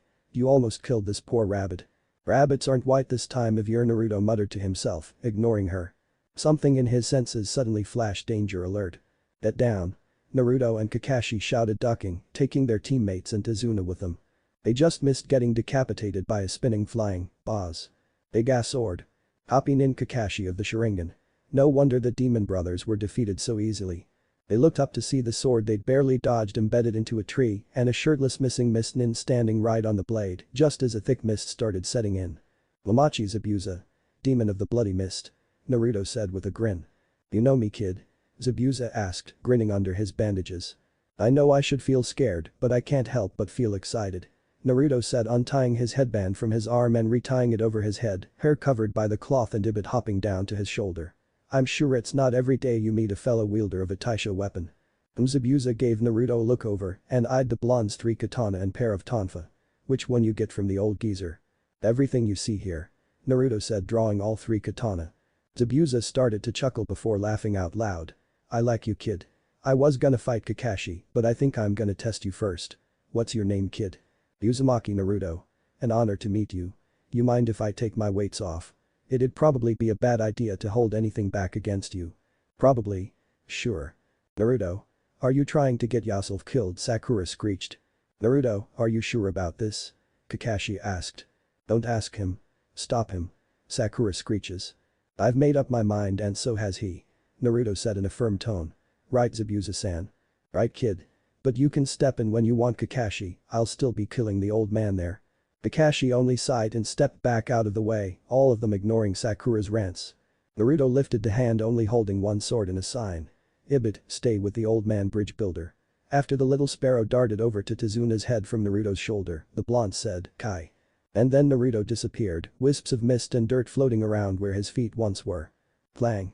Tazuna and Team 7 looked to see Zabuza airborne, blocking Naruto's first strike. Naruto jumped back, a katana in each hand and the handguardless katana's handle between his teeth. This kid's as fast as Haku, if not faster, Zabuza thought. This could mean trouble, but still be fun. Not bad, kid. Not bad at all. You have your first kill yet? Naruto sent a quick glance back at Sasuke and Sakura before looking back to Zabuza. So you have, huh? And your teammates didn't know it. Naruto disappeared and it was Zabuza's pure instinct that saved him from a double vertical strike and a horizontal slash from the katana between the blonde's teeth. And people think I talk too much. Naruto said. Kakashi-sensei, what did Naruto mean by Demon of the Bloody Mist? Sakura stuttered. Kakashi didn't answer, instead he focused on the 2 swordsmen fighting evenly. Naruto disappeared and reappeared several dozen times before slashing a gash on Zabuza's shoulder and side of the left knee and had to jump back, earning himself a horizontal cut under his right eye, just managing to block the rest of Zabuza's swing between the katana and his teeth and the katana in his left hand. Naruto had his left arm stretched across his chest for the block and his right arm over his stomach, right katana ready and swung, slashing a strike across Zabuza's abdomen. Zabuza kicked at Naruto's gut, forcing the blonde back, and swung his sword in a hammer strike into Naruto's right shoulder. Though still getting a deep cut from the strike, had Naruto's block with all three katana come a second later, his arm would have been sliced off. "Naruto. Look out." Kakashi stepped in, just in time, headband up revealing his Sharingan, when a Zabuza water clone was about to cut the blonde in half from behind. The clone turned into water. Mizubunshin, Kakashi and Naruto thought. When did he make the hand signs? Naruto was suddenly kicked in the left side of his head, sending his headband flying off, skidding in the dirt when he landed on his right side, the katana between his teeth now lying in the grass beside him. Kakashi rejoined Tazuna and the other two genin when Zabuza disappeared and reappeared between the three-leaf shinobi. Only to be revealed as another Mizubunshin. Zabuza reappeared again, this time revealing Kakashi had copied his Mizubunshin. After a few punches, kicks, and swipes of the Kubikirabacho were exchanged, Kakashi found himself kicked away like it was nothing before being suddenly trapped in a water prison. "Now that you're taken care of, I can finish off your comrades," Zakuza said smugly before making a one-handed hand sign, making another water clone that climbed out of the water. A single-handed sign. He's even more skilled than I thought. Kakashi thought with dread. "Listen you guys," he shouted to his team. "Take Tazuna and run. You have no chance against this guy. He's using all his power to keep me in the water prison, so he can only fight you with his water clone. But the clone can't go far from his real body, so as you get away from him, he can't follow. Just run." "Run away?" Sasuke thought, trembling but gritting his teeth. "You got to be kidding me. That option was gone from the moment you got caught. No matter how fast we run or how far we go without you, sooner or later he'd track us down and wipe us out." In the end, Sasuke glances at Naruto, who stood back up on his feet with a katana still in each hand, then glanced over to Sakura, who was just standing there trembling in fear. "We're finished on our own. Our only chance of surviving through this is to rescue you. We'll just have to fight," the raven-haired boy shouted before charging in, throwing as many shuriken as he thought necessary as he went. Zabuza's clone swiped to the shuriken and blinked before looking up to find Sasuke had leaped up to go for an aerial attack. "Too easy," said the clone, catching Sasuke by the neck before tossing him into the dirt. "Sasuke, no," Sakura shouted helplessly. "Damned Sasuke," Naruto mentally cursed. "You think wearing a headband makes you a ninja?" Zabuza said to the genin with a chuckle. "A real ninja is one who has hovered between life and death numerous times. In other words, only those deadly enough who are worth being listed in my bingo book deserve to be called ninja. Aside from Uzumaki here, upstarts like you can't hope to be called real ninja." What a joke. Zakuza's clone suddenly disappeared into the mist and reappeared kicking Naruto in the ribs, making the blonde go skidding in the dirt a few more feet away from his grounded katana and his untied headband. The clone stomped on the leaf headband. "You're just a bunch of brats." Naruto sat up with a pain grunt, slightly wincing, and looked to his headband. Zabuza's water clone was currently grinding into the dirt. "Congratulations. You graduate," Haruka said smiling proudly, holding up Naruto's goggles and his own headband gone. Naruto scrunched his eyebrows forwards in a frown before standing slowly and shakily on his feet when he suddenly dropped his other two katana and went charging weaponless towards Zabuza's clone. "Naruto, no," Kakashi shouted. "Fool," Zabuza said, swinging the flat edge of his sword at Naruto's head, sending him flying back towards his teammates and Tazuna. "What were you thinking charging in on your own?" Sakura shouted at the downed blonde. Even Sasuke was no match for Wa. Naruto spat out some blood, his body trembling, getting back up to his feet, shaking his head a bit as if shaking off the pain. Standing firmly once more on his feet, everyone suddenly noticed he was gripping his discarded headband in one of his taped-up hands. The headband, Sakura thought, blinking in surprise. Naruto wordlessly tied his headband over his hair before smirking with his eyes still shadowed with his head tilted down. He lifts his head up slightly so Zabuza and Kakashi could see he was far from finished, and he was now, more than ever, determined to prove it. "I got something for your bingo book, Zabuza," he said, firmly wiping his chin clean of blood. "Anyone who thinks I won't fight till I succeed can kiss my ass. I got a path to follow and dying here isn't part of it. I'm gonna be Hokage near the end of it after all." Naruto, Kakashi thought. "Sasuke, listen up. I got a plan," Naruto said without taking his eyes off Zabuza's clone. "You want to discuss plans under these circumstances? This guy." Sasuke scoffed. "Finally thinking about teamwork, huh?" Naruto's smirk widened a bit more with determination with Sasuke smirking alongside him. "Let's get wild," Naruto said. Zabuza started chuckling. "I'll admit you have a lot of potential, Uzumaki Naruto, but do you really think any sort of plan you could come up with will get you out of here alive? This isn't good. What are you doing? I told you to run," Kakashi shouted. "This fight was over the moment I got caught. Just hurry and run. This mission is not about proving how brave you are, it's about protecting the bridge builder. Have you forgotten that? Those who disobey orders are trash, those who abandon their comrades are worse than trash," Naruto said seriously staring at his sensei. "I can't imagine you'd forget those words you told us so easily, sensei." Naruto then looked over his shoulder at Izuna with a frown. "Old man. What do you say?" "Well, this all happened cause I wanted to stay alive, but I won't let that stay in your way now," Tazuna said with his own determination. "Fight as hard as you can to save your sensei." "Hear that?" Sasuke said with a smirk. "Yep," Naruto said with his own smirk. "You ready?" They could only frown once more when Zabuza started chuckling before outright laughing once more. "You really haven't learned anything, have you? Still playing ninja when I was your age, these hands were already stained red with blood." "Zabuza, the demon," Kakashi said. "You heard of me too, huh?" Zabuza said somewhat gleefully. "The demon?" Sakura exclaimed for turning to the blonde. "And Naruto, you said that before too, demon of the bloody mist. What did you mean by that?" Naruto frowned deeper, scowling at Zabuza and clenching his fists, while Kakashi decided to explain for him. "A long time ago, in the Mist Village, often called Blood Mist Village, before a student could become a ninja, there was one final test," Kakashi said. Zabuza gave a slightly impressed hum. "You also know about the graduation exam, heh?" And by the scowl and cold look in Uzumaki's eye, he does too. "What graduation exam?" Sakura asked. Zabuza darkly chuckled in response. "What's the big deal?" Sakura asked. "We had a final graduation test too. We didn't have to kill each other to pass," Sakura Naruto said faintly, but everyone heard him and it made their blood run cold. What?" Sasuke choked. "Yes," Zabuza said with a darker, more chilling chuckle than before. "Imagine ninja who ate meals together, trained together, formed into pairs, and try to kill each other for the final test. It wouldn't end until one was dead. The rules were kill or be killed. You can't stop while your opponent still breathes. He was your friend, shared your dreams, and now it's him or you." "How cruel," Sakura whimpered.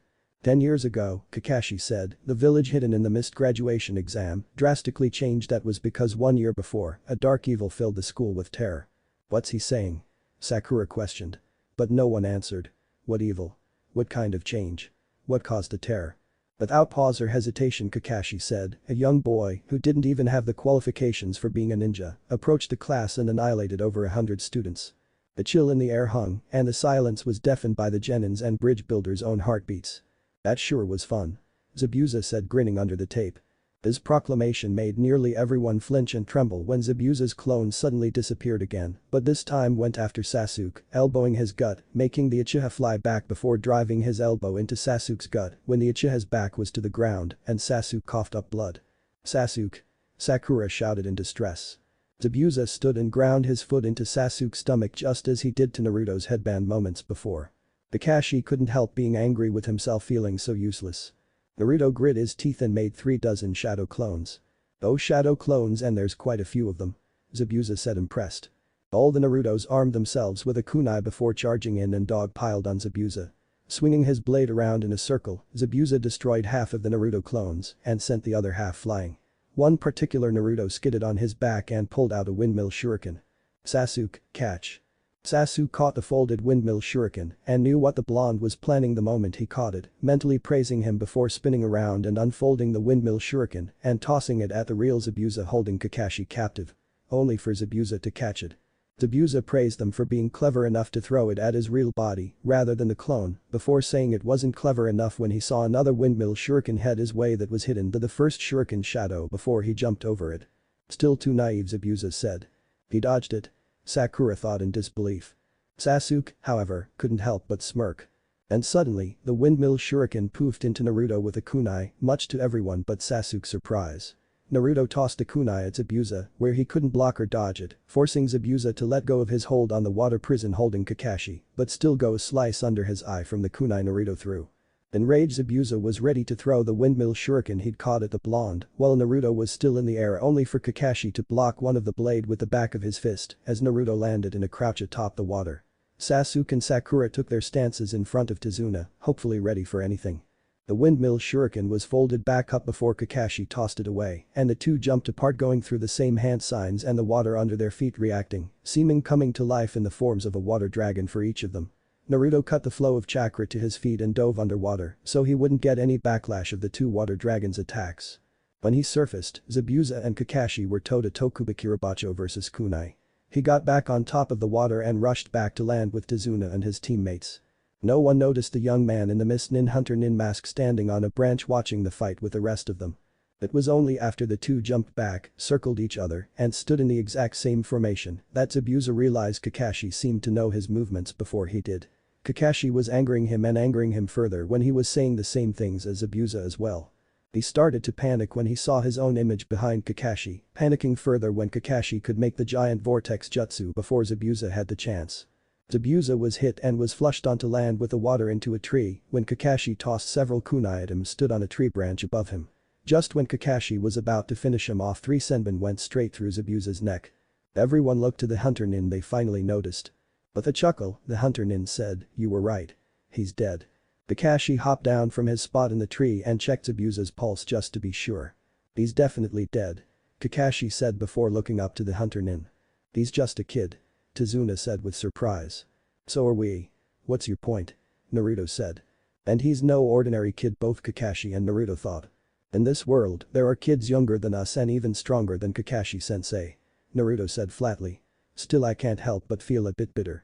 All this time, all it took for us to go up against Zabuza, and this kid just pops up and kills him so easily, it makes me feel a bit pathetic, but whoever said being a ninja was easy?" The Hunter Nin shined down to Zabuza's body and pulled the body over his shoulder to take it away to dispose of. "Thank you for the assistance," said the Hunter Nin before disappearing. Naruto sighed, taking his headband off and retying it onto his right bicep just before he and Kakashi fell to the ground. Naruto slowly wobbled back up onto his feet a couple minutes later, while Kakashi lay unconscious from chakra exhaustion. Naruto went over to the unconscious Jounin and threw him over his shoulder like it was nothing. And seeing as Naruto still had his weight seals unsealed, it really was nothing. "Come on, better hurry to Tazuna's," Naruto said tiredly. Tazuna nodded, both he and the other two genin were still shocked by this and what they'd already witnessed. Tazuna picked up Naruto's pack and led the way to his home. About half an hour later, they reached the village and the house Tazuna lived in. Tazuna's daughter, Tsunami, led Naruto to one of the guest bedrooms for Kakashi. Naruto carefully put Kakashi down on the futon before Tsunami offered to bandage his wounds. Naruto asked if he could take a shower first, so Tsunami led him to the guest bathroom. "I'll wash your clothes while you shower," Tsunami offered. "Thanks, but could you actually leave my pants and boxers?" Naruto asked. "Sure. Thanks." A few minutes later, Naruto came downstairs wearing the pants he'd kept, a light gray sleeveless hoodie zipped up only halfway, showing his bare chest, with a red-winged tribal dragon on the back, headband tied around his bare bicep where it belonged, and his hands re-bandaged from wrist to knuckle like usual. He re-weighted his seals, and his taisho weapons were in their sheaths on his waist where they belonged. Sakura, Sasuke, Tazuna, Tsunami, and a gloomy-looking little kid were in the kitchen already eating dinner. "Naruto, this is my grandson Inari," Tazuna said, nodding over to the little kid. "Inari, this is the swordsman boy I was talking about." Inari looked Naruto up and down before going back to his meal. "He has cold eyes kinda like mine," Naruto mentally mused. A bit flew out of Tazuna's hair and into Naruto's, making the blonde smile. "I'd forgotten he was in there," Tazuna said, brushing his hand over the crown of his hair. "Well, he is a ninja sparrow," Naruto said with a chuckle as he could feel Ibit puff up in pride. Naruto immediately started eating when Tsunami gave him a plate, but he soon found himself pausing when he caught his teammate's stares. "What?" Naruto questioned. Snapping out of their daze, Sakura hesitated a moment before saying, "Naruto, when Zabuza asked if you'd killed yet and you said nothing, was he right to assume you have?" Naruto slowly chewed what was already into his mouth and swallowed, still slightly hesitant to answer. "Yes," he said before going back to his meal. A chill went up everybody but Sasuke's spine at Naruto's somewhat casual tone. "How old were you?" Sakura asked somewhat quietly. Slowly chewing again, Naruto thinks how to answer before glancing over at Inari, then looking to Tsunami and Tazuna. "How old's Inari?" "He just turned 8. Tsunami said, slightly confused. Naruto nodded, taking a few more bites of dinner before saying, "I was 2 years younger than Inari." A chill went up everyone's spine that time. "He was 6. They all mentally exclaimed. "Why would you kill someone, Naruto?" Sakura gasped. Naruto frowned coldly at her aghast and horrified expression before putting down his chopsticks. In case you forgot, Sakura, we're ninja. Sometimes we have to kill. Not because we like to, but because it may be our job. Naruto said crossly. We have to. At 6 years old. Naruto, you weren't even in the academy then. Sakura argued. So it couldn't have been your job. And seeing as you've never been outside the village before now means it had to be a Konoha resident. It could have been a ninja that snuck within our walls or a traitor like Mizuki. Naruto pointed out, his tone slightly sharper. But it wasn't, was it? Sakura countered angrily and accusing, looking at Naruto like he was becoming another's abuser. No, sadly not. And you were 6 years old. Sakura repeated. Yeah, so? So why did you kill someone? I had to kill someone so they wouldn't kill me. Naruto snapped with a pound of his fist against the table. Tsunami gasped, her eyes moistening up. Naruto glared at Sakura's surprised and appalled expression before closing his eyes, turning away from her, taking a deep breath and stood from his seat. Food was great, Tsunami, but I've just lost my appetite. With that, Naruto headed out of the kitchen to the back porch and sat down to cool his head. After taking a few calming breaths before reaching down to the brown leather-coated steel-thin cylinder case on his thigh, about the length of his thigh, just behind his shuriken case that no one seems to notice. Unsnapping the button of the lid, Naruto pulled out an old and slightly worn wooden flute. To anyone it would look like a plain wooden instrument you wouldn't be able to sell for a 10 yen piece, but to Naruto it was priceless and irreplaceable. He smiled remembering when he first got it and why. Flashback. The 9-year-old Naruto sat patiently, watching the old man HOKAGE paint while smoking his pipe. Gigi? Naruto questioned. Yes, Naruto. The old man asked without looking away from his work. Aren't we going to do another academy lesson? Or some training? The blonde asked confused. Being a ninja isn't all about training, Naruto. Hiruzen Sarutobi said. Too much of one thing is no good. It's good to train your body as well as your mind, yes, but it's also good to have something, a hobby of sorts as well as a meditation, where you are completely relaxed. For a few examples, I paint, my sensei swam, Shodaime wood carved, Jiraiya writes, your father listened to music, your mother gardened. There must be something you like besides reading up on things and training. I like to garden, but that's just I feel comfortable around nature, Naruto said finally. And I like music, but rather than just listening to it, I'd like to play, but it's not like anyone would sell me an instrument, much less even let me in the shop. Sarutobi paused in his painting before looking to Naruto, thoughtfully before getting an idea. Any specific instrument you have in mind, Naruto? Naruto thought for a moment before shaking his head. No, not really. Sarutobi nodded before putting down both his paintbrush and his pipe and got up from the pillow he was kneeling on and went over to his office's walk-in closet. Naruto only waited a moment before following to find the old man standing on a stepladder to get at one of the highest shelves. It wasn't long until he seemed to find what he was looking for. Stepping down from the stepladder, the old man wiped the dust of the object with his handkerchief before turning to Naruto and held out an old wooden flute in front of him. I told you the Shodaime wood carved. The Sandaime said. This was one piece of his work. It's old, of course, but it's never been used. Naruto carefully but firmly held the wooden flute in his hands before jumping up to hug the old man. The old man was surprised slightly at first before he laughed and held his surrogate grandson back.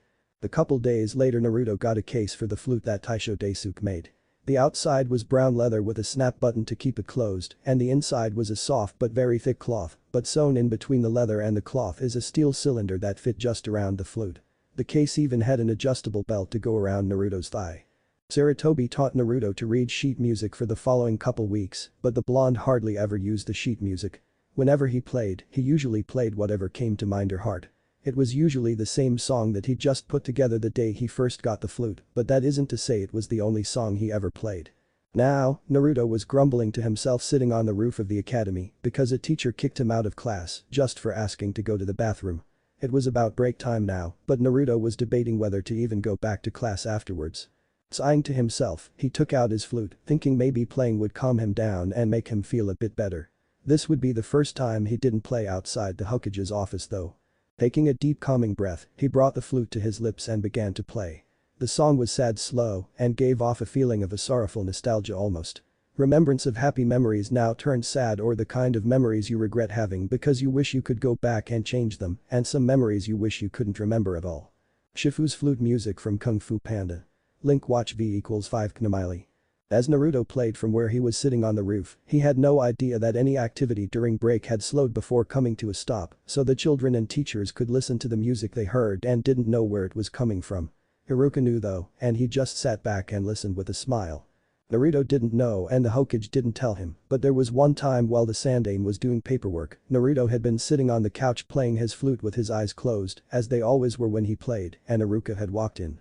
He'd stopped and stared at the young blonde in surprise, and the Sandaime put a finger to his lips, silently telling the Chunin to be quiet before motioning for Haruka to come in and drop off whatever paperwork he'd come to deliver. Naruto was too focused and relaxed playing, he hadn't noticed a thing. It was several minutes later the music stopped and on the roof, Naruto sighed quietly to himself with a light smile, before putting his flute away and going back to class. On his way back to the classroom he heard some students and teachers muttering to themselves. He was quite used to this. No doubt they were saying mean things about him. Or so he thought. Where do you think that music was playing from? One kid asked another. I don't know but it was pretty. Another said. Who do you think was playing it? I want to hear it again. Naruto, up to that point, turned right around and headed home. He didn't much care to go to class with his face as red as a cherry. Flashback end. Naruto chuckled, looking back before bringing his flute to his lips and started playing that same song. Though, of course, after much time and practice, it sounded much smoother and softer than it had back then, he was sure. Sakura and Sasuke had looked up from staring Shamedly Sakura and Solemnly Sasuke at their meals to the direction Naruto had left in surprise. They'd recognized that song instantly, hearing it from time to time in the academy, though never knowing where it had come from. Tazuna and Tsunami looked up as well when they heard that song. That song, Sasuke muttered in disbelief. It's beautiful. Tsunami said. But it sounds so sad, it reminds me of. She trailed off as her eyes began to tear up. Naruto's really good at playing the flute. Tazuna said quietly, knowing just how Tsunami felt and what she was talking about. Naruto? Sakura questioned. Well, who else could it be? Tazuna asked. Inari doesn't have a flute and your sensei still lights out. Sakura could only down sheepishly while Sasuke continued to stare towards the doorway and listen to the music Naruto was playing.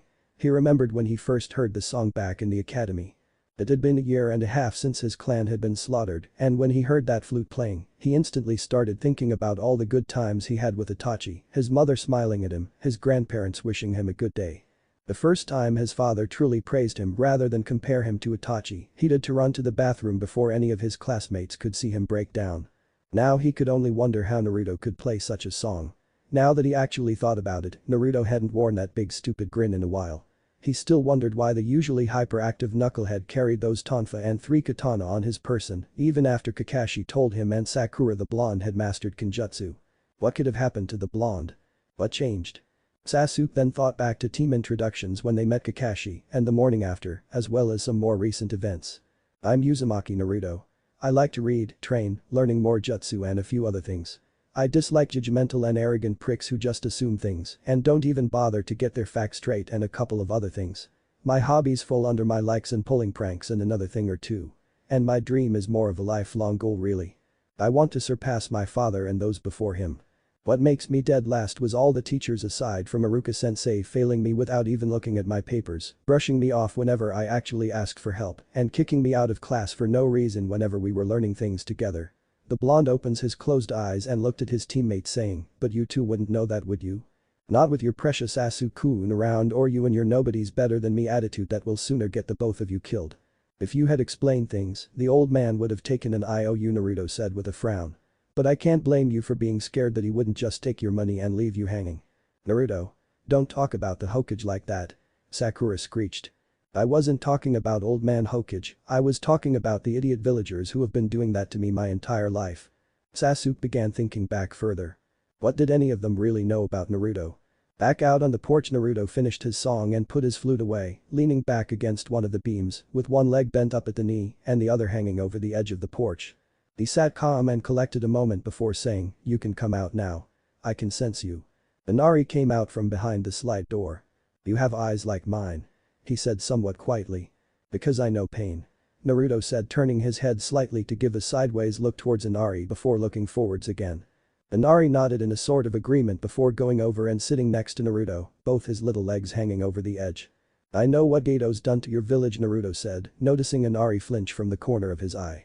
But by the look of it, I'd say he's done something a bit more personal towards you and your family. Mind telling me what happened? Inari glanced at Naruto to see the blonde was still looking forwards at nothing in particular. Biting his lip, he too looked forward at nothing before bringing his knees up to his chest and hugging his legs, just as his eyes began to water. "My dad," Inari said with a choked sob. "A couple years ago I was being bullied by some big kids and one of them threw my puppy in the water," sniffled. He said if I wanted my puppy back so much I should go get him, but I didn't know how to swim. Then I was thrown in the water and dad saved me. He became my dad soon after and a hero to the village. After that there was a big storm and daddy he dove in the water to fix one of the dams where the rain had flooded and everybody called my daddy a hero, but then Gato came by. This time Inari was crying and couldn't seem to stop. Gato had dad's arms pulled out of their sockets and tied to a post so they were useless, had him beaten and killed in front of the whole village. He said he would protect the city with his own 2 arms. What a liar. I know the truth, there's no such thing as real heroes. Inari bawled loudly before whimpering to a stop when he was surprised to feel a hand patting his head and blinked confusedly at Naruto. "I know it sure as well seems that way, but your dad is a hero," Naruto said. "Gato had him killed because that money-grubbing bastard knew that killing the village hero would break it. If the one who wanted control and couldn't get it had the person everyone looked up to killed, of course he would be feared. Gato's nothing but a selfish power-hungry swine and he's trying to do the same thing he did to the village by killing your father back then, by killing your grandfather now. Gato's afraid if the bridge gets built, not only will he lose money, but the village will get back the glory it had before Gato came to dictate it. Your dad's death doesn't mean he was a liar or that heroes don't exist, Inari, it just shows how desperate Gato is for power. My team and I are here so that doesn't happen again with your grandpa." Inari wiped his nose on the back of his hand and the tears from his face with his palm. "How do you know all that?" he sniffled. "Because my dad died a hero on the day I was born," Naruto said, making Inari blink up at him in surprise. "I grew up hated by my village with no family at all. My mom died in childbirth, as far as I know anyway. It's kind of funny. My dad is still seen as their hero to this day and they hate me for being born. They don't know I'm his son, I don't get how since I look just like him, but they hate me because they think I'm something I'm not. It's because of what my dad did to die a hero that they think that way. But I don't hate him for it. I actually couldn't be prouder of my dad. He did everything he could to save his home and the people he loved, and one day I'll do the same. I'll change their minds and prove to everyone I'll be the best. Proving people wrong is half the fun," Naruto said with his famous grin, though it was more genuine than the fake grin he always used to wear. Inari could only look at Naruto with wide eyes before sniffing one last time. "Go on. It's getting late and you should probably be getting to bed," Naruto said with a nod to the door. Inari nodded and got up to go inside before pausing in the doorway. "How much did the village hate you?" Inari asked quietly, though he had a bit of an idea from the kill to not be killed bit earlier. "They made me wear orange," Naruto said with a shudder. Inari couldn't help but laugh and Naruto couldn't help but smile at his accomplishment. He didn't really hate orange, but he didn't like it so much he'd ever wear that jumpsuit again. Inari left for bed and the person he sensed when Inari really started to bawl came out in the open. It was Tsunami. She was crying. Thank you so much," she cried, kneeling down and hugging Naruto, who could only widen his eyes and blink in surprise. "Why is she thanking me?" Naruto thought.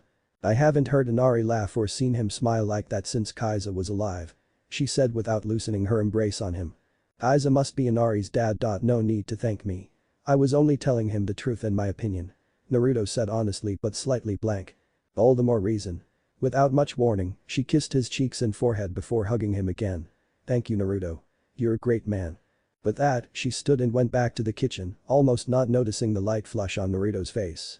The next day, Kakashi woke and explained how the Hunternin was a fake and thus began to train the genin in tree walking. "Naruto, you can go practice kunai balancing." "Kunai balancing?" Sakura questioned. "It's a more advanced chakra control technique," Kakashi said. "Naruto's quite a few steps ahead of you two and the other rookies when it comes to chakra control." "Then why couldn't he preform Bunshin until after graduation?" Sakura asked smugly. "I still can't preform Bunshin," Naruto corrected, making the 2 other genin look at him confusedly. "What I use are Kage Bunshin." "Kage Bunshin?" Sasuke questioned. "It's a Jounin level technique," Kakashi said. "Naruto's chakra reserves are far too big and always have been to preform some of the simpler jutsu." With that, Naruto left for the house for advanced kunai balancing in his room. A couple hours later, Kakashi found Naruto where he started in a sort of one-handed handstand position, except his index finger was balancing his whole body on the point of a kunai. Naruto had switched fingers every few minutes on each hand, starting with his pinky. "Naruto, I want you to guard Tazuna today while Sakura and Sasuke continue to train," Kakashi ordered. Naruto gave a nod and brought himself down to the floor before he walked with Kakashi downstairs. Inari was helping Tsunami hang the laundry to dry when he saw Naruto coming downstairs.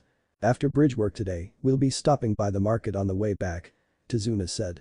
Naruto only nodded, noticing Inari staring after them as they walked out the front and paused. Inari, if you want to come with us, just say so. Inari stiffened before looking at his feet, embarrassed before nodding. Tsunami smiled warmly while Tazuna blinked in confusion and shock. Alright, always bring your thumb over your fingers and lock your wrist because if you punch without doing so, you'll break your hand and/or wrist. Naruto instructed. And the real power behind the punch is in your stance, so keep your feet apart and knees slightly bent.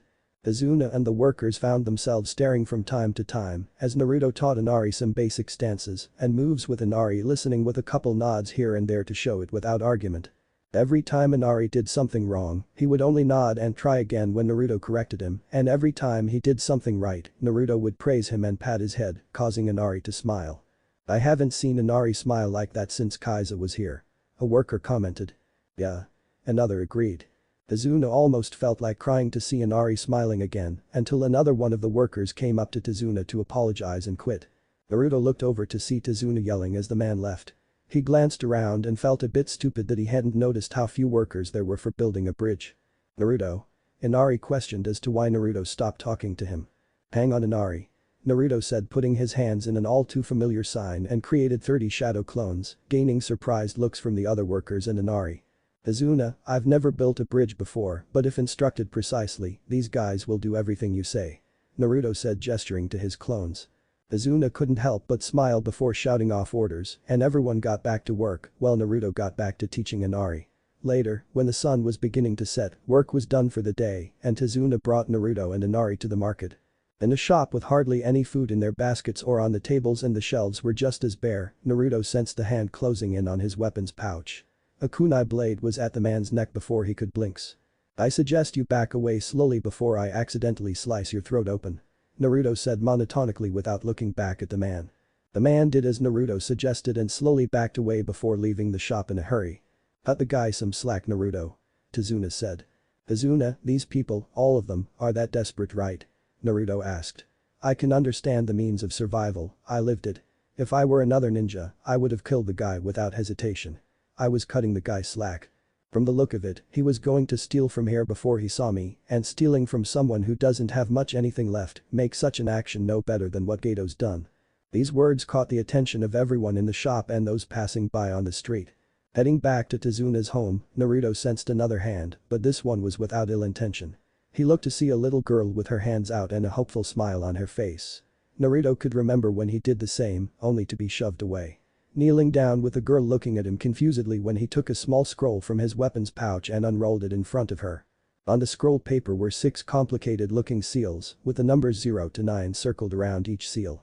Naruto focused chakra into a finger, tapping the numbers 0 and 3 of the numbers circling one seal, before placing his hand over the seal itself. With a puff of smoke, 3 juicy red apples appeared and he handed them to the girl, who smiled brightly and ran off after saying a quick and hurried thank you. How'd you do that? Tazuna asked as Naruto put the scroll back in his weapons pouch. There are several food stands in Konoha and only one will let me eat their food. There is only one grocery store in Konoha, but whenever I try to buy food there, they'll make me pay 3 or 4 times as the original amount. So when I was 6, I put basic summoning seals under the shelves and tables with basic food groups. The summoning seals, though basic, have a couple tweaks I added. Such as the numbers. I focus chakra into 2 numbers, first a 0 for an amount in single digits, and simply summon food from the store to me. People could call it stealing, except the store manager did the same and more when charging me 3 to 4 times the original price of a sandwich he ate half of right in front of me, and I have permission from old man HOKAGE to do so. When I was younger, he said to look at it as if it were stealth training. Naruto said with a light chuckle. Azuna nodded as they made their way to the house. The next day, early in the morning, Naruto left to train with his Taisho weapons. Ibit flew over his head and practiced razor blading leaves to shreds, while Naruto practiced with his tonfa. Naruto spun the tonfa alongside his arms, hearing a high-pitched whistle and the sonic frequencies getting higher the faster he spun them. He stopped spinning them and looked over the tonfa, but found nothing that should have made the sound with them. Shrugging, Naruto practiced his sparrow style. Naruto moved fluidly, doing aerial flips from time to time, blocking an invisible opponent, dodging non-existent strikes, and striking back at the air as well. Finally, he landed in a forward-facing stance before thrusting both tonfa forwards, when the points he thrust forwards suddenly shot towards the tree in front of him as kunai with chains and wrapped the chains around the tree. Naruto stood there in surprise before smiling. He now knew his tonfa's ability. They could activate black chakra chains. Naruto flipped the tonfa back over and pulled them back before leaping up out of the way of the falling tree as the chakra chains reeled themselves back into his tonfa. After practicing a bit more, he found the chakra chains activated on both the front and back ends of each tonfa. Naruto trained for another hour before sheathing his tonfa and lying stomach down in the grass to take a break with a short nap. Ibit flew down to join him, getting comfortable in Naruto's spikes just above the blonde's left ear. Naruto woke with a loud yawn and lifted his head from his arms, making Ibit roll off his head and onto his back. The little sparrow shook his feathers and flapped his wings tiredly as Naruto found he was currently gripping the wrist of a pretty boy in pink. A very pretty boy. Naruto had to look twice to make sure he wasn't a girl as he let go of the boy's wrist. Sorry about that.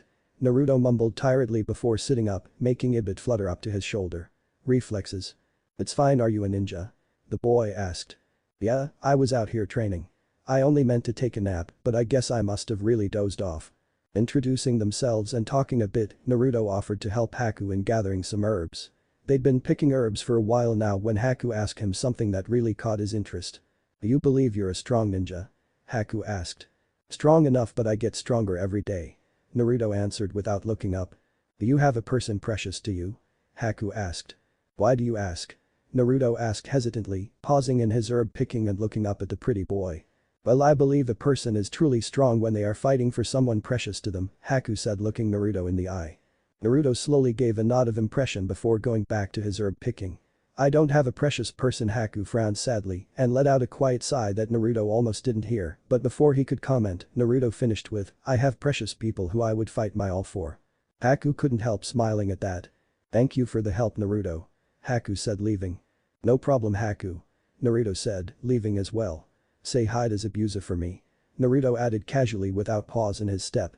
Haku, however, came to a halt in surprise before smiling and continuing on his way. Naruto met Sasuke halfway back to the house. Where'd you go, Naruto? Inari asked as Naruto ate breakfast. Just training, Inari. I even found the ability of my tonfa. Naruto said. Really, Naruto? Kakashi questioned. What do they do? Chakra chains. Kakashi looked to him in slight surprise before smiling behind his mask, nodding. Seems rather fitting. Naruto nodded with a smile of his own. I thought so too. What are chakra chains? Sakura asked. It's a forbidden technique created by Konoha's red hot-blooded habanero. Kakashi explained. The only reason it's really forbidden is because she died before teaching it to anyone. It's most likely, if not surely, her consciousness that was used to make Naruto's tonfa. Certain taisho weapons are made with a person's consciousness, so the weapon gets to choose its wielder. Inari gasped, making Naruto and Kakashi chuckle. And why does it seem fitting that Naruto was chosen by these chakra chain tonfa that were made with the red hot-blooded habanero's consciousness? Sasuke asked. It actually makes perfect sense considering she was Naruto's mother. Kakashi said. Sasuke and Sakura looked to Naruto questioningly while Naruto just ignored them. Izuna cleared his throat and asked, so Naruto, you planning on helping with the bridge building again today? Naruto was thankful for the change of subject. Sorry Tazuna, that's up to Kakashi-sensei. I'm going to have Sasuke guard you today, Tazuna, since he accomplished tree walking last night while I have Sakura build up her chakra reserves. Kakashi said. Does Sasuke know that Kage Bunshin thing? Tazuna asked. No, that's a Jounin level technique. Kakashi said. I thought Naruto was only a genin. Tazuna said, confused. He is. Then why does he know it? Because he can't do a regular Bunshin. What's the difference? Regular Bunshins are only illusions, while Kage Bunshins are solid clones. So a regular Bunshin wouldn't be able to help with the construction of my bridge? No. Dang it. I can send a few clones with you to the bridge if you'd like, Tazuna. Naruto said. It would be much appreciated, thanks. Tazuna said. The whole conversation between Tazuna and Kakashi made Sasuke seethe and he was grinding his teeth by the end of it. After breakfast, Naruto went back up to his room to practice more kunai balancing but found Inari following him. What is it, Inari? Naruto asked. Can you teach me some more? Inari asked hopefully. Naruto chuckled. Sure. Leading Inari to his room, Naruto unsealed a shogi board and set it up. I thought we were going to train, not play games. Inari said, disappointed. It's best to be just as strong here, Naruto said, pointing to his temple, as it is here. he said, lifting his arm and pointing at his bicep. After teaching Inari shogi and playing a few games, Naruto made a clone to play 3 more games with Inari before taking him outside to run laps around the house. The original Naruto was planning on going back into the woods for more training, but found Tsunami in the kitchen with a big pile of dishes and lunch, still needing to be cooked. "I'll help you with that," Naruto offered, stepping up beside her in front of the sink. "Oh, no, you don't have to. Tsunami, you got a workload here fit for several hands, rather than just the 2 you have," Naruto said. "At least let me leave a clone or 2 with you to help if you think it'd trouble me." Tsunami bit her lip before smiling with an exasperated sigh, knowing Naruto would not let up. "Just 1 clone is fine, thank you." Naruto nodded and made the hand sign for a clone. The clone appeared with a puff of smoke with a bright smile and got to dishwashing with Tsunami while Naruto went out to train like he first intended. He knew that even though he fought with 3 swords, each sword had its own ability and he wasn't going to find out what they were just by waiting. Naruto unsheathed all 3 katana and placed them up against a tree before untying his headband from his bicep and retying it over his head. He crossed his arms in thought for a moment or 2 and decided to use his shuriken-guarded sword, left-hand sword, and crescent-guarded sword, right-hand sword, at the same time. Over 30 different combination slashes later, he found his shuriken-guarded sword had this sort of selective cutting ability he'd have to practice with. Like he could slash the sword through a row of 3 trees and he could choose which tree that one swipe could strike, the middle for example, without getting the others too. Something that could be very handy and more so in hostage situations. He found his crescent-guarded sword can slash through 100 with 1 swipe, he'd have to be careful with that one. His guardless sword was another story entirely. He'd only thought about having the sword between his teeth and there it was in an instant, like when he sees an elite ninja in Anbu using the body flicker technique. Maybe returning to its wielder or master was the ability of his guardless sword, but Naruto couldn't be sure. Hours later, Naruto came in when everyone was getting dinner ready. As soon as the blonde was through the door, he fell to the floor in dead tired unconsciousness from all the training and discovering the secret of the shadow clones when Tazuna had said they were done for the day and all his clones dispelled at once several minutes earlier. The clone that decided to stay put after cleaning the dishes and help Tsunami make dinner dispelled a second before Naruto hit the floor. Kakashi was quick to catch the dish the clone had been carrying to the table before setting it down. It flew onto Kakashi's head when Naruto fell unconscious, only to go back into Naruto's hair when Kakashi brought the blonde upstairs to bed. The next morning, Naruto woke just as early as the day before and left to train again.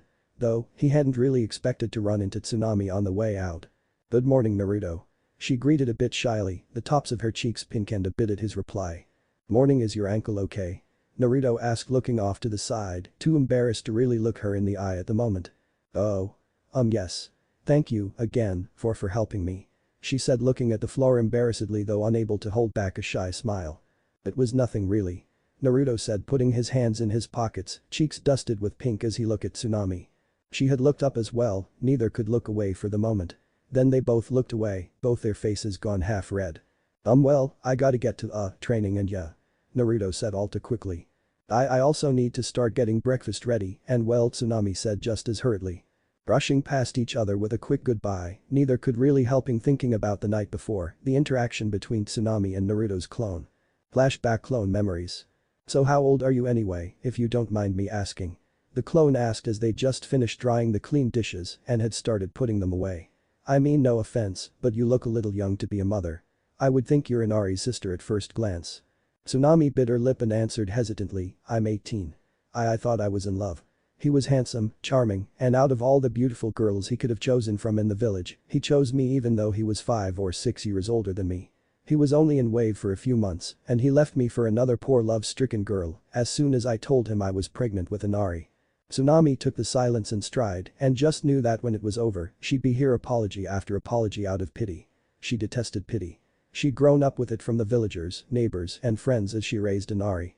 The only 2 people that never so often, if never at all, stared at her in such a way was her father, who instead of pitying her, cursed the lowlife for leaving her pregnant if he wasn't serious, and Kaiza. Aiza didn't apologize, he sympathized and said Inari was a good kid.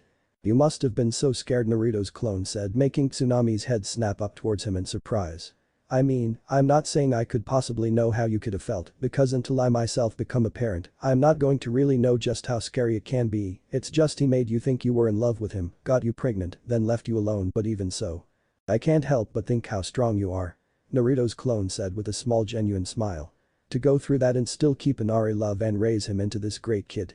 Even with the help of your parents or just your dad, you must have still felt so alone and scared, but you stayed strong. You became a mother at such a young age and proceeded to be the strong and loving mother Inari has needed and still needs you to be. It's very admirable." Tsunami suddenly had her arms wrapped around the blonde's neck, sobbing thank yous with every breath. Naruto wrapped his arms around her waist after a moment of surprise, smiling once more as he rubbed her upper back in comfort. Tsunami couldn't help herself. Even Kaiser hadn't said she was strong or understood she'd been scared, he'd only sympathized and looked at her without pity. She certainly didn't believe it herself. But Naruto, a very strong young ninja, believed she was strong and said so. It was like a weight had been lifted. It felt light. There was still the pressure of Geto being there, but for the first time in years she felt like she could walk on her own again without needing someone to keep her from falling. But while she didn't need the help to stand, someone seemed to still be there by her side, holding her hand and making her more confident that she could do it, in the form of a charming young blonde with a smile that seemed to make the surroundings glow. Slowly, Tsunami pulled away from the embrace and wiped her face. "I'm so sorry, I don't know what came over me." "You have nothing to apologize for," Naruto said, still smiling. "Let's finish putting the dishes away." With a light breath of a laugh, Tsunami nodded in agreement before taking one of the chairs from the table and putting it up against the counter to stand on for putting some plates on the higher shelves in the cupboards. She was too happy to notice where her feet needed to be on the chair to get to the high shelves to her far left and slipped. With a gasp, she fell. With a shout, Naruto rushed to catch her, resulting in the both of them falling to the floor, but neither hurt. "Are you alright?" Naruto asked quickly. "My ankle stings, but I'm fine," she said, calming her nerves. "Thank you, Naruto." They noticed their position when her eyes caught his. Naruto was sitting on the floor with his arms around her waist from catching her and hadn't realized he'd yet to let go. Tsunami was straddling his lap with her arms around his shoulder from being caught. Their noses only inches apart. Their breath caught in their throats. Emotions heightening with feelings that weren't anything bad. Hearts pounding. Faces closing in on one another, neither of them really noticing what they were doing. Eyes closing and their breaths mingled. Warmth spreading throughout their chests. It was a first for Naruto, and it had been so long since Tsunami had felt this way. "Tsunami, is dinner ready?" Tazuna called from down the hall at the entrance. The spell was broken and both jumped to their feet with faces red and backs turned towards each other, neither able to look in the other's directions as they finished treading dinner. "Yes." Tsunami called back, fighting back the flush on her face. "We just need to finish setting the table. I'll get the rest of the dishes from the cupboard," Naruto's clone said, still unable to look in her direction. "Alright," Tsunami said in the same predicament. Neither noticed the curious and confused looks they were getting from Inari, Sakura and Sasuke and the raised eyebrows they got from Kakashi and Tazuna when they walked into the kitchen. Soon followed by the original Naruto falling flat on his face in the entryway of the kitchen unconscious. Flashback clone, memories end. Naruto's face turned red once more thinking back over the clone's memories. "Geez, what's wrong with me?" Naruto mutters, closing his eyes and scolding himself. It was a heat of the moment type thing. "Even though I'm a ninja, to her I'm probably still just a kid, don't get your hopes up for nothing, Uzumaki." With a sigh to himself and shaking his head, Naruto continued his way into the forest for more solo training. A little family history. When Naruto finally seemed to shake away the thoughts of Tsunami that he didn't think there was any point in having, he got to training with his 3 katana. He couldn't just start acting like a novice swordsman just because each sword had power. He worked on his Sparrow style with the 3 katana together. His Sparrow style still wasn't finished by his standards, and the style itself could be used for any weapon user possibly. If he could successfully use all 3 katana at the same time, with or without using their abilities, while using some of his Sparrow style moves, he may just be able to prove to himself that possibility true. After all, he was a swords master, not a total weapons master. For the next few hours, he switched from practicing Sparrow style with his katana to his tonfa every few minutes. He brought himself to a halt, however, when he heard leaves rustling from the bushes nearby. Whatever it was, he could sense it was no civilian or ninja. He couldn't sense what it was at all. Naruto stood ready, just in case, with his tonfa in hand, but he wasn't as for this. Out of the bushes, with amethyst eyes on Naruto, was a dragon. This dragon didn't have wings like most folklore, it had a long serpent-like body covered in white fur. The belly had light grayish scales with a bluish hue, 2 pairs of bird-like legs and feet, a pair of whisker-like feelers, like a catfish, on its wolfish snout about a third of the length of her body. Short, pointy, cream-colored horns top her head just behind her wolfish ears, and she had a mane of aquamarine fur from the back of her head to the tip of her tail, flowing down her back. Pretty much like a female version of Haku's dragon form from Spirited Away. Whoa, Naruto gasped as he lowered his tonfa in surprise, and the dragon approached before closing its eyes and bowing its lowly head to Naruto. "Greetings, Millard," a woman's voice said. Naruto jumped a bit, quickly glancing from left to right just to make sure he was truly alone with the dragon before looking at those amethyst eyes again. "Was that you?" he asked the dragon. The woman's voice laughed a bit. "Yes. I'm glad to see that the Rickshansm clan is not completely extinct," said the dragon, and she stepped close and brought her face down closer to his. "I am Senator A River Spirit Dragon." "I'm Naruto," the blonde ninja said, breathlessly. "What is the Rickshansm clan?" "I'll explain your bloodline, Naruto." Naruto turned to see his sensei, no longer on crutches, though still favoring his left leg. "Kakashi-sensei. My bloodline. I have one?" Naruto questioned as Sen nuzzled his shoulder and neck affectionately, like a mother wild animal would her baby. "Have a seat, Naruto," Kakashi said, bring himself to sit on the grass with his student. "I knew one day that I'd have to tell you, honestly though, I didn't expect it to be so soon. You get it from your mother. She hardly ever used it because, much like you no doubt, she didn't want to completely rely on her bloodline abilities, though she loved the company of dragons. There's a lot to say about your bloodline, and there's a legend that goes with it. The legend, however, is the only thing I can really tell you. It's how your bloodline came to be. Anything else of your family history is very little known to me. Maybe you can ask Lord HOKAGE when we get back." Naruto nodded, eager to listen, unconsciously stroking Sen's muzzle as she lay her body down behind him, keeping her head up over his shoulder. Ibit seemed cautious of her closeness at first, but otherwise stayed put in Naruto's blonde spikes. Kakashi smiled beneath his mask and silently laughed at this, seeing an image of Kushina in Naruto's place for a moment, telling him and his teammates the same story he was about to tell her son, before closing his uncovered eye to make it go away.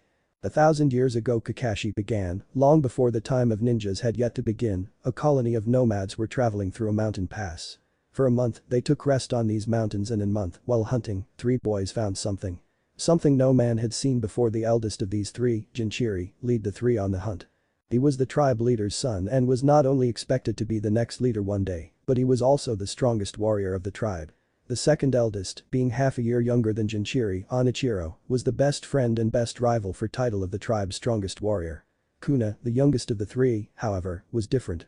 While being 3 years younger than Jinchiri and Onichiro, he was scrawny in comparison, and dead last warrior of the tribe. Sound familiar, Naruto? "Hey, that was just an act," Naruto said grumpily, crossing his arms, making Sen giggle in his ear. Kakashi chuckled. "I know, I'm just kidding." Anyway, falling behind in the hunt, Kuna clumsily hurried to catch up to Onichiro and Jinchiri. When he finally did, the rocks collapsed beneath him, providing him to accidentally discover a hidden tunnel. Curious, Kuna decided to explore, ignoring Jinchiri's orders to leave and go back to where the tribe rested. Having no choice, Jinchiri and Onichiro followed Kuna down into the tunnel. Moments later, they encountered a beast. A large beast with the body of a black lion and the wings and head of a raven. The beast was not aware of the boys' appearances, for it was too preoccupied with another creature.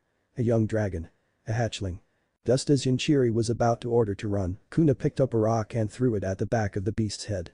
He threw another between its eyes when it turned towards them. Jinchiri and Onichiro struck the beast with their arrows, and the beast ran off. Kuna went over to the wounded young dragon and bandaged it up as best as he could. He then wrapped its body in his cloak and took it deeper into the tunnel.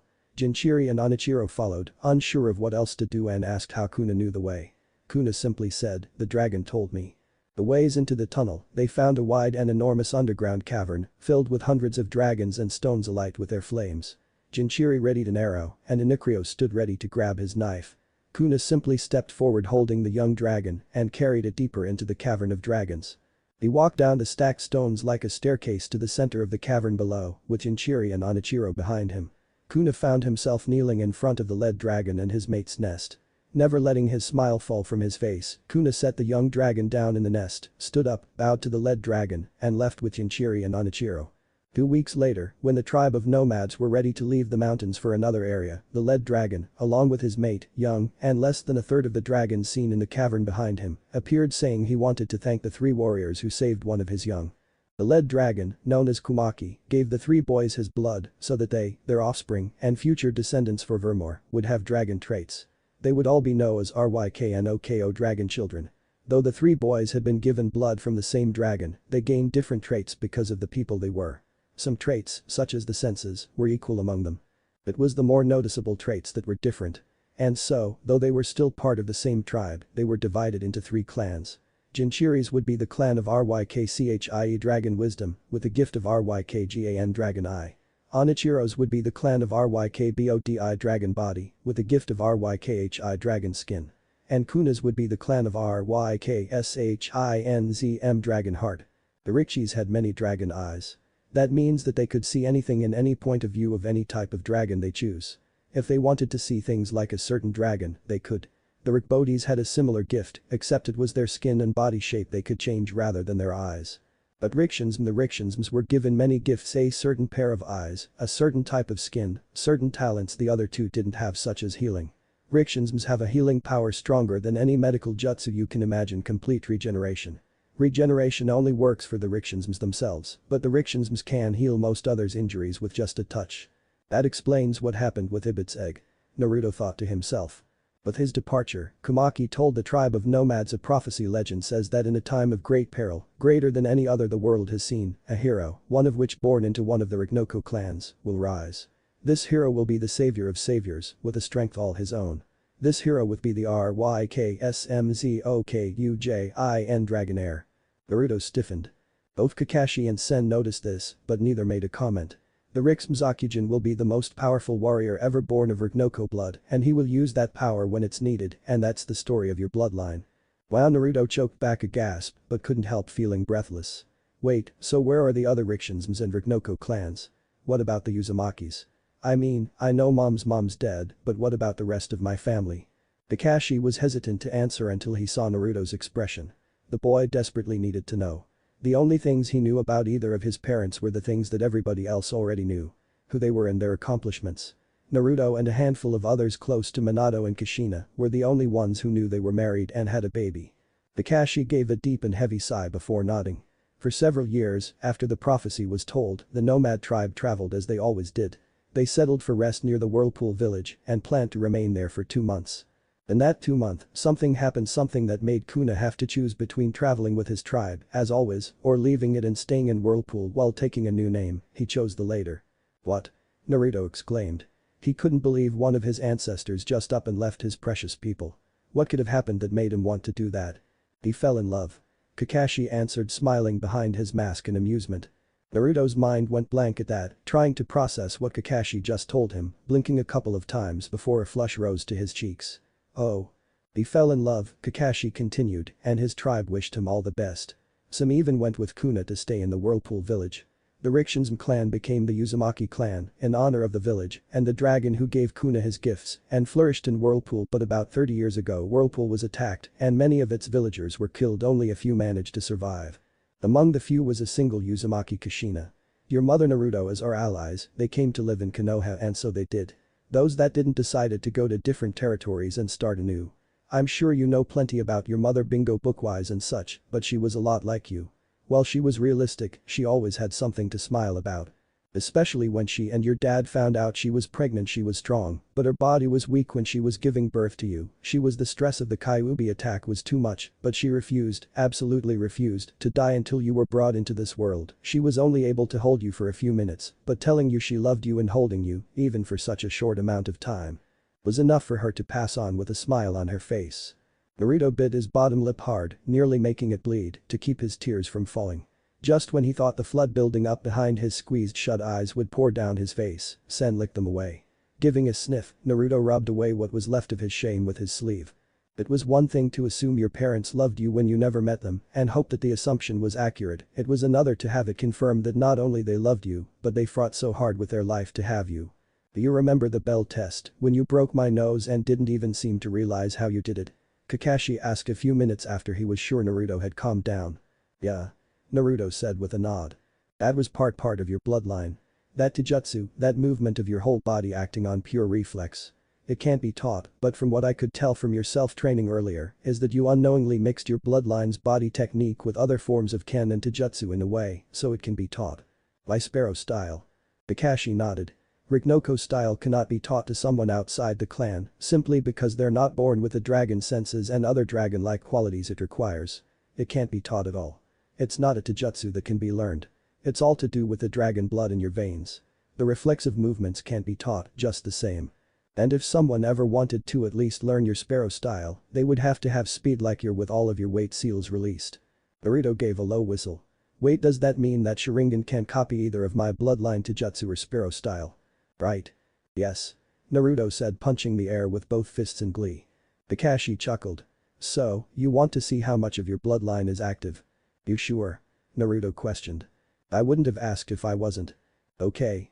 It was nearly half a day later when Kakashi had gone back to the house with a blonde on his back, unconscious from training again. Naruto POV. I wake up to Tsunami screaming from downstairs and booked it. Not even caring that I was shirtless. I find Inari holding one of the blunt training kunai I'd given him to practice with, ready to rush in and throw his life away in attempt to protect his mother, who was being forced to the floor by her neck. Tsunami is the first to see me with a glance of her tearful eyes. I see red. I mentally call for the katana between my teeth, shouting for Inari to shut his eyes before slashing the chest of the thug closest to me and tossing a kunai through the neck of the guy holding Tsunami down. I put the katana on my belt and stomp on the slashed chest of the thug that was still alive. He wouldn't be for much longer. I grab him by the collar, dragging him as I go over to the other already dead thug, ignoring the pleas of the thug who didn't seem to realize through his terror that he was bleeding to death. I drag both outside to get the body out of the house and to finish off the other. Tsunami and Inari had already seen me violent enough to be scared of me, they didn't need to see more. The bleeding thug whimpered and cried, please, I was only. Shut up. I ordered him coldly, making him jolt whimper again. What are you here for?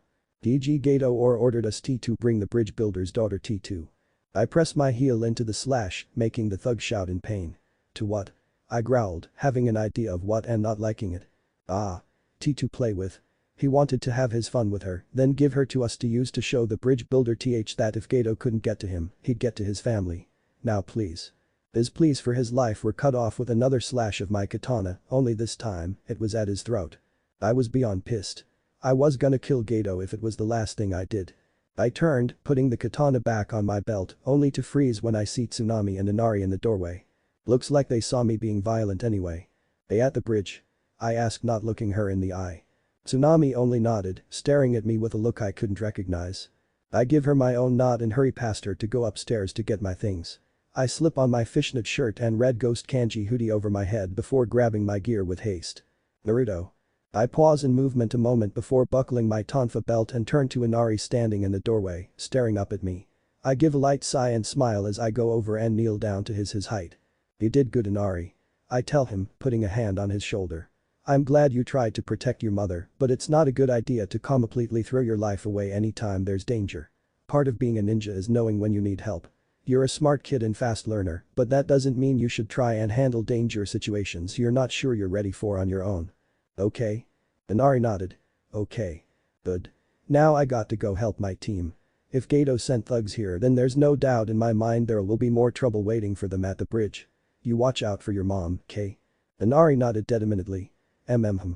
I give him another smile and hurry downstairs, only to be stopped again by Tsunami standing by the entrance. I look away from her as I slip on my sandals. I'll see you when we get your father back here safe. I tell her, opening the door to leave. Naruto. I sigh and turn to her. I was going to tell her she doesn't have to worry about seeing me anymore. It was okay that she was scared of me because after this mission was over, she was most likely never going to see me again. But she didn't give me the chance. Her hands were cupping my face, and her lips were on mine before I had the time to blink. I stared at her closed eyes and pink flushed cheeks with my eyes feeling ready to pop out of their sockets. From the corner of my eye I could see Inari standing on the stairs, staring and looking just as surprised as I was, with his face reddening before he looked off to the side. I finally blinked when she slowly pulled away, her eyes opened halfway and the pink of her cheeks darkened a couple shades. Promise me you'll come back safe. She breathed imploringly. I blink again, looking her closely in the eye. She was serious. She actually cared what happened to me. I couldn't help letting a smile grow on my face. The uplifting feeling in my chest wouldn't leave. I promise. I tell her in a breathy whisper. And one thing you should know about me, Tsunami, is that I never go back on my word. She smiles. Good. Tsunami lets go of my face and I run to the bridge, unsealing my weights on the way. She kissed me. Woohoo! I shout, leaping up the trees, arms thrown up in glee. Normal POV. Woohoo! Tsunami watched from her doorway, seeing Naruto shout cheerfully, with a leap up over the trees before disappearing in them once more. She giggled happily. Inari peeked downstairs at her back turned to him and couldn't helping smiling to himself. Naruto POV. Before I knew it, I'm at the bridge. I can't see a thing through the mist. But I can hear fighting. I run to the closest thing and find Sasuke surrounded by ice mirrors. I throw a kunai at Haku, he just barely managed to catch it when I kick his porcelain-masked face. I ignore Sasuke calling me an idiot from getting inside the dome of ice mirrors when Haku says it's pointless. I can't unsheath my swords because I might hit Sasuke in the limited space and the same went for my chakra chain tonfa. I was stumped and Kage Bunshin was the only thing I could really use aside from my speed. I could catch up with Haku just fine, but I had to think about Sasuke too. I need to work on how much chakra I waste putting into my clones because Sasuke had to jump in front of me to save me. I couldn't heal him with a touch because of the Senbon. I couldn't take out the Senbon with the risk of making things worse. Sasuke died and I lost it. I smashed through the ice mirrors with my fists in rage. I was just about to kill Haku when his broken mask fell from his face. The expression he wore. He looked solemn broken. It brought me out of my rage and back into reality. We talk. He tells me about his life in the Mist Village, where those with bloodlines were up for slaughter. He was just a child of a civilian family playing with water and showed his mother the magic he could do with it. She smacked him in fear before apologizing and making him promise never to do his magic again. But his father had already seen and gathered with several villagers in a mob. They killed his mother and in Haku's fear, his bloodline acted on its own, impaling his attackers with spears of ice, killing them instantly. He'd lived on the streets like Naruto had for a while before Zabuza found him and gave him a reason to live. He was happy. He was a tool, but he was happy. And he was broken. His reason to live, gone. I tried to convince him to fight. Live for another reason. But it was pointless. Funny how, in this situation, where I have no choice but to kill him, we talk like old friends. And just when I say, fine, I'll do it, Haku stops me and flickers away, a moment before I hear a loud but hollow squelch. I run to the sound to find Kakashi pulling his arm from Haku's chest, where he stood between my sensei and Zabuza. I don't think about it when I drop to Haku's side pushing chakra to my hands on his chest. My bloodline heals with a touch so why was nothing happening? No. Haku. Come on. I shouted at Haku staring up at me. Why isn't he healing? Kakashi-sensei, you told me that I could. Naruto Kakashi said carefully, you can't heal someone who's already dead. I stare up at my Jounin sensei in dismay before slowly letting my eyes fall to Haku's form, seeming to finally notice how everything was unmoving. No heartbeat. No blood flow. Nothing. Not even a twitch. It was losing Sasuke all over again, just minutes later. His open eyes stared up at me, lifeless. But he was smiling. At least there was that. I lift my hand and close his eyes. There. Now it's like he's sleeping. Almost. It'd look less like an eternal sleep if he wasn't covered in blood and he didn't have a fist-sized hole in his chest. And here we are now, Gato decided to join the killer party we had going on and, as much as I wanted to kill the bastard for those thugs coming to get Tsunami, at the moment I was more pissed off at Zabuza for how he was acting towards Haku's sacrifice. Gato kicked the deceased boy's head and Zabuza didn't react at all. I started yelling my disappointments at Zabuza as a swordsmaster. You really feel nothing at all, I yell with tears of anger and anguish, looking to Haku's corpse. He threw his life away for you like it was nothing. Without so much as a second thought. That's just. Kid. I look up at him and to my surprise, Zabuza was crying too. You don't need to say any more, he says. You mind if I borrow a kunai? Sure, I said with a tired sigh.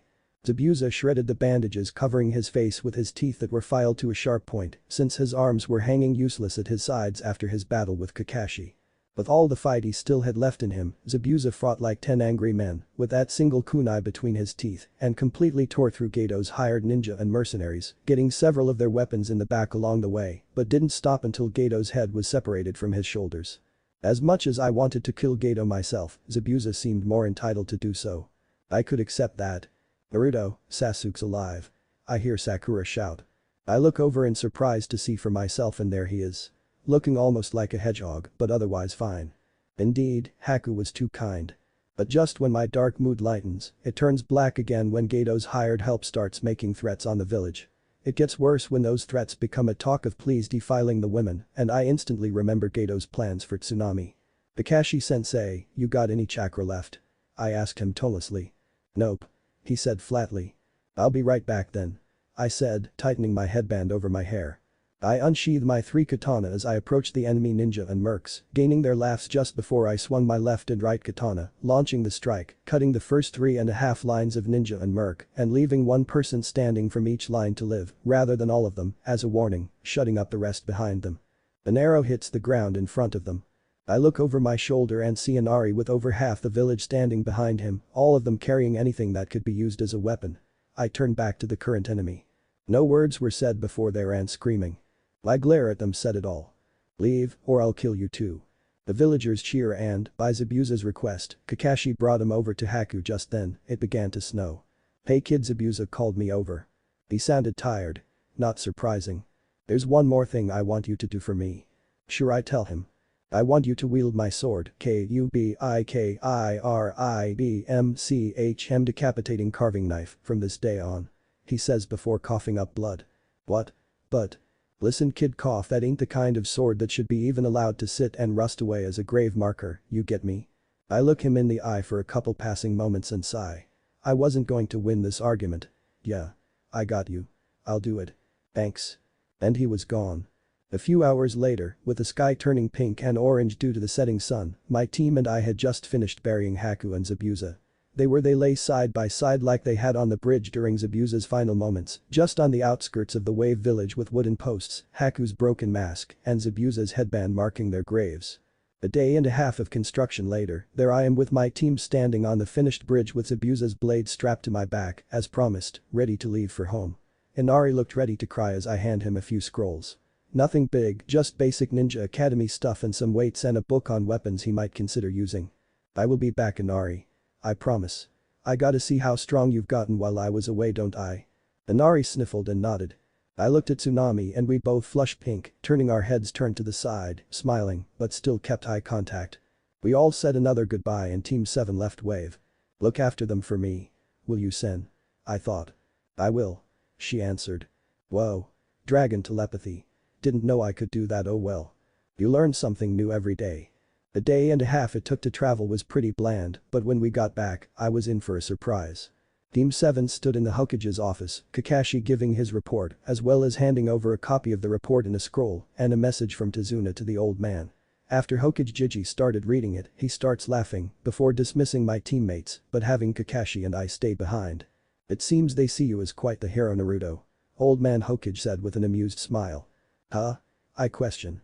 They named their bridge, the Great Naruto Bridge, and Tazuna says they've already made a plaque to go with it saying, this bridge is named after Uzumaki Demon Slayer Naruto, the boy who gave us hope and changed a demon's heart. Kakashi started chuckling himself while I could feel my face start to heating up. Demon Slayer? Seriously? If only they knew how accurate your new nickname really is. Kakashi said jokingly. Took the words right out of my mouth. And I couldn't help but notice the new addition you have to your ninja gear, Naruto. The Hokage said. How could he not notice? It's huge. I don't think I'm mistaken to say that it's the Kubikarabmch, sword of Mamachi Zabuza, demon of the bloody mist, and one of the 7 swordsmen of the mist. Am I? No, old man, you are not mistaken. I tell him. And why do you have it? It was Zabuza's dying wish that I wielded. I answered. His exact words were, that ain't the kind of sword that should be even allowed to sit and rust away, as a grave marker. He was a true swordsman and died proudly. Old man Hokage nodded in acceptance. I see. Thank you for telling me. You are both dismissed. But that we left and I went to training with my new sword. A-rank missions again. Ah. But I guess it's understandable after the A-rank mission in Wave. Lately I've noticed how Sasuke and Sakura have sort of been avoiding me. Again, understandable what with my killing spree, as Sakura put it the other day. She just randomly flipped out when we were given a lower C-rank mission to hunt for the Akamichi clan's family restaurant. I got 2 wild boars and a buck, Sakura caught a couple of rabbits, and snidely commented how my catches were the size of grown men and that I must like killing. Of course, I shut her up when I pointed out that Sasuke caught the same things I did and shut her up further, saying that if I really liked killing, I would have killed plenty of villagers years ago, instead of just the one I was defending myself against. What can I say? She pissed me off. Sasuke had been keeping to himself all the more since we got back from Wave and didn't even bother saying no to Sakura's constant and pushy pursuing, but instead, simply ignored her, which of course leads Sakura to think it was somehow all my fault. Whatever. I went to Shikamaru's earlier today, but seeing as Shikamaru was on his own mission with his team, I played shogi with Shikaku instead. Shikaku congratulated me on getting a new sword and asked why I carried all my taisho weapons like I do, instead of sealing them out of sight to surprise my opponents. I simply told him that showing the weapons I own and have mastered are all about the pride of a swordsman, and while that's true, it was only part of it. So I had no choice but to tell him the other part of that half-truth when he looked at me with a skeptic eyebrow raised. That I felt naked whenever I tried. Ever since I got my first taisho weapons, I always wore them. Even if I didn't need them because it felt weird when I didn't have them at my side. The only times I didn't carry my taisho weapons was when I was EATING unless it was at Ichiraku's raiment stand with those high stool chairs and all, and when I'm sleeping. I'm going to have to work on that. After talking a bit more, I figure I should leave before the game drags on to when Ichiraku's closes at midnight. Before I go though, Shikaku tells me about the CHUNIN exams and asks if my team was going to be in it. I only shrug and say, I don't know. This is news to me. And here I am now being followed by square rocks with 3 pairs of eye holes. I stop walking and without turning around, I sigh and say flatly, Konohamaru, that is by far the worst camouflage you've come up with yet. As expected of my greatest rival. Konohamaru cheered just before he and his friends Yuden and Mogi introduced themselves as the Konohamaru Corps. After tossing away the box with a cloud from using too much gunpowder. You've been distant boss. That's because I've been on missions Konohamaru. I said with a sigh. Yeah well hey. When did you get all those weapons? Observant, isn't he? Sweat drop. I've had them since I mastered Kenjutsu and I got the bigger sword on a mission. I said. Kenjutsu you're a swordsman boss. Yuden asked eagerly. Yep. And I'll soon surpass my teacher. I say proudly. They get stars in their eyes and I just know I'm gonna hear. Teach us boss. Konohamaru Corps. Shouts happily. What did I tell you? I can't until I surpass my teacher in Kenjutsu. But as soon as I do, I'll let you 3 know. I promised them. Okay. Can you play ninja with us then? Konohamaru asked. I think about it for a minute. Why not? Teach them something that they'll have fun learning. I shrug and say, okay. You guys run and I'll try and catch you. I'll give you a 10-second head start. They start running, laughing along the way as I start the countdown. I reach 7 when they turn the corner of the fencing and 6 when I hear Konohamaru yelp. I hurry to find Konohamaru lifted up by the collar at the hand of a Sannin. Must be here for the CHUNIN exams. Quit it Kankuro. We're going to get in trouble. Said the blonde girl with a battle fan strapped to her back. Relax Tamari. He's not here yet so what's wrong with having a little fun? The face-painted black cat-suited Sannin said. I suggest you put him down. I say coldly. I notice the 2 flinch at my tone before the guy called Kankuro smirks like he thinks he's so badass and asks me, why should I? Well that boy you have there is a friend of mine and I don't like seeing my friends get hurt. Another reason is that I don't feel like killing anyone today and even if I did, I'd be given permission automatically since that boy you have there is the HOKAGE's grandson and if you hurt him, it'll be seen as an act of war. I say plainly. So put the kid down. The clone I have standing behind them whispered in Kankuro's ear venomously. He and Tamari jerk in surprise and Konohamaru is released. Konohamaru landed on his backside before scrambling to his feet and running to hide behind me, while Kankuro spun around just in time to see my clone disappear in a puff of smoke. And your friend in the tree over there doesn't seem too happy with you either. I said. I'd sensed the red-haired guy with a kanji tattoo for love on his brow just a second before I said he was there. The guy has nearly as much stealth as Kakashi. DG Gaara Kankuro stuttered. Kankuro, you are an embarrassment to our village. Gaara said tonelessly. No, but, he. Shut up or I'll kill you. He said just as tonelessly before sand spiraled around him and he reappeared a few feet in front of me. I apologize on his behalf. This guy there's something about him that wait he's a demon container. He's like me. I don't know how I know that it's like I can sense it. It's fine I said. Here for the CHUNIN exams. Gaara nodded. What's your name? Gaara asked getting surprised looks from his teammates. Uzumaki Naruto. You? Subaku Gaara. He turns to leave. I shall like to fight you in the exams Uzumaki Naruto. Feelings mutual. I say just before they turn the corner. CHUNIN exams, huh? An hour later, I'm with my team waiting for Kakashi to show up to assign us on another mission. Sasuke's been throwing glares and curious scowls at me when he's not busy trying to ignore Sakura and her ramblings. Sakura is now ignoring my existence, which I have no problem with whatsoever. Finally, Kakashi shows up and after getting shouted at by Sakura for a couple minutes, he gives us our passes for the CHUNIN exams and poofs away. CHUNIN exams, huh? Sounds like fun. The next day, I meet Sasuke and Sakura back at Ninja Academy, where the first part of the exams take place, and we head up to the 3rd floor. When we came up to the second floor, though, there was a crowd trying to get into a room for the CHUNIN exams. I look up at the room number and raise an eyebrow when I see 201. Everyone knows we're supposed to go to 301, right? That's what it said on the pass and that's what Kakashi told us. I inwardly wince when a kid in a green full-body leotard is thrown into the opposite wall across the hall of the room. A second later, Sasuke and Sakura tell the two guys standing in front of the door to release the pathetic Jinjutsu. Oh. So the room number was under Jinjutsu. For some reason, Jinjutsu has never worked on me. Then the green-clad kid with the biggest and bushiest eyebrows I've ever seen, though the eyebrows looked familiar, appears between Sasuke and one of the guys who put up the Jinjutsu just when they were going to start a fight. Or so it seemed. If I knew I wasn't faster than most people my age, I would have been unable to follow his movements. What was that about not showing off? A girl wearing her hair in two buns and a pink Chinese combat top said to the green-clad kid. Most likely one of his teammates. Yes, but bushy brows stutters slightly and his cheeks turn light pink as he glances at Sakura. Oh brother. I have to resist the urge to roll my eyes as I let out a sigh while Sakura harshly turns down his confession. He slouches gloomily before turning to me and instantly brightens up with a sparkly look of determination in his eye.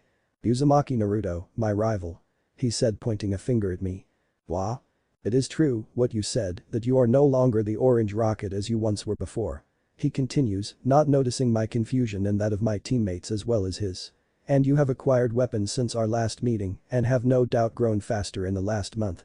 I wish to fight the bladed jetstream that you have become, my eternal rival of youth. In our first challenge, we shall see who is the superior shinobi, you or I. He said all of this with this weird glittery background. I blinked blankly at him once then twice. Sorry, who are you? I asked confusedly. There was an awkward silence. Yosh. He said cheerfully. This must be the hip attitude you've gained from your teacher, the eternal rival of my own sensei. I sweat drop. Hip attitude.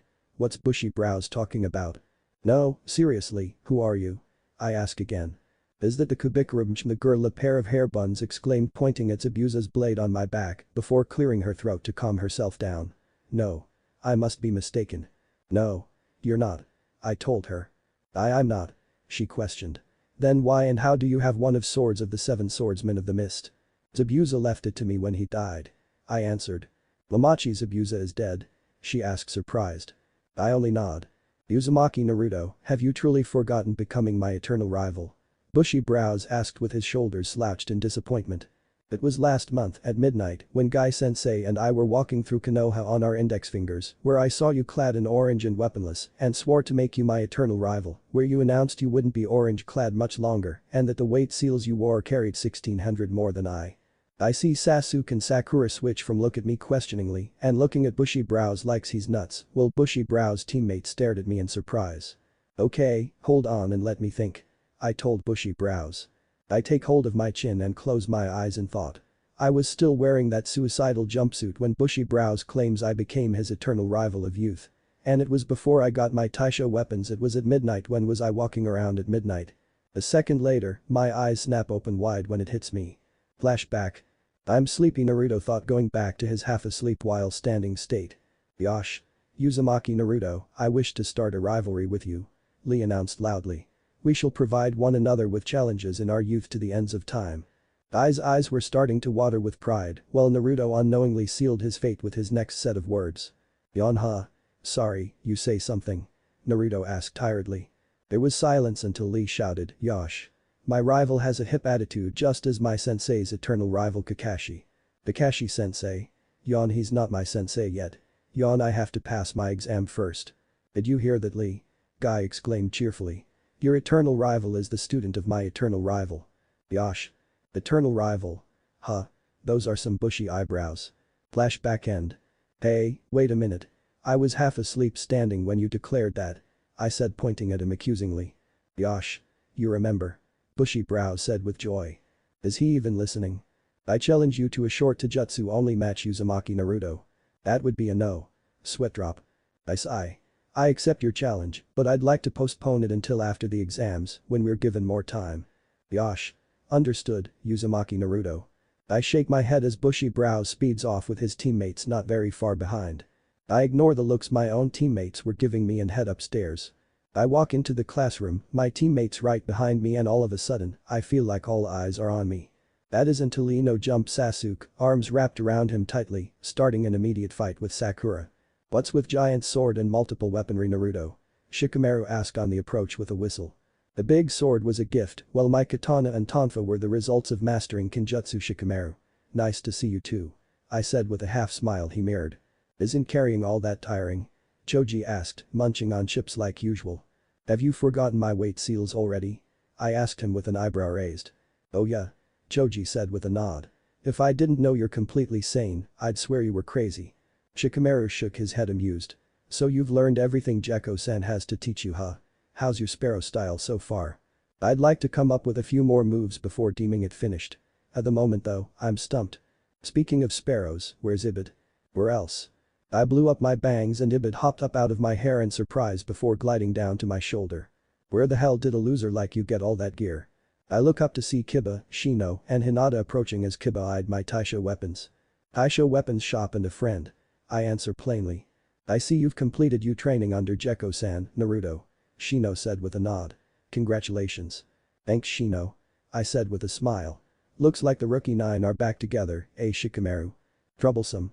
He said, though he was still smiling. I chuckle. What's with the tiny bird with a headband? Ino asked curious and confused. His name is Ibid. I answer plainly.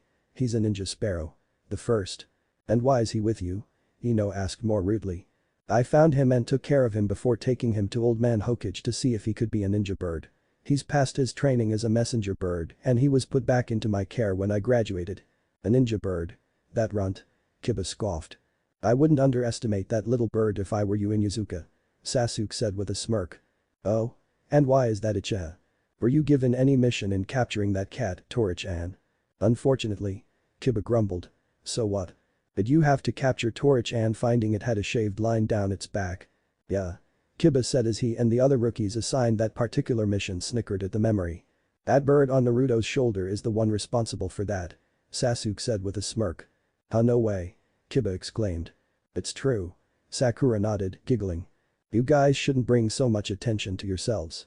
We all look over to see a guy with his longish gray hair and a ponytail and large round glasses. Who are you? Sakura asked. I'm Kabuto. He answers with a half smirk. But instead of looking at me, look behind you. Normal POV.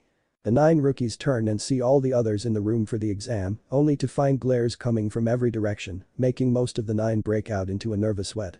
I guess I can't blame you rookies for being clueless. Kabuto said. You remind me of how I used to be. Oh, is this your second time taking the exam? Sakura asked. Nope. It's my 7th. Wow. So, you must really know a lot about this exam. Yep. Kabuto said before giving them a thoughtful look. Tell you what, I'll share some info with you with my cards. He took out a deck of blank-sided cards to show them. I have 4 years worth of info here, over 200 cards. They look blank, but all I have to do is add chakra for that to change.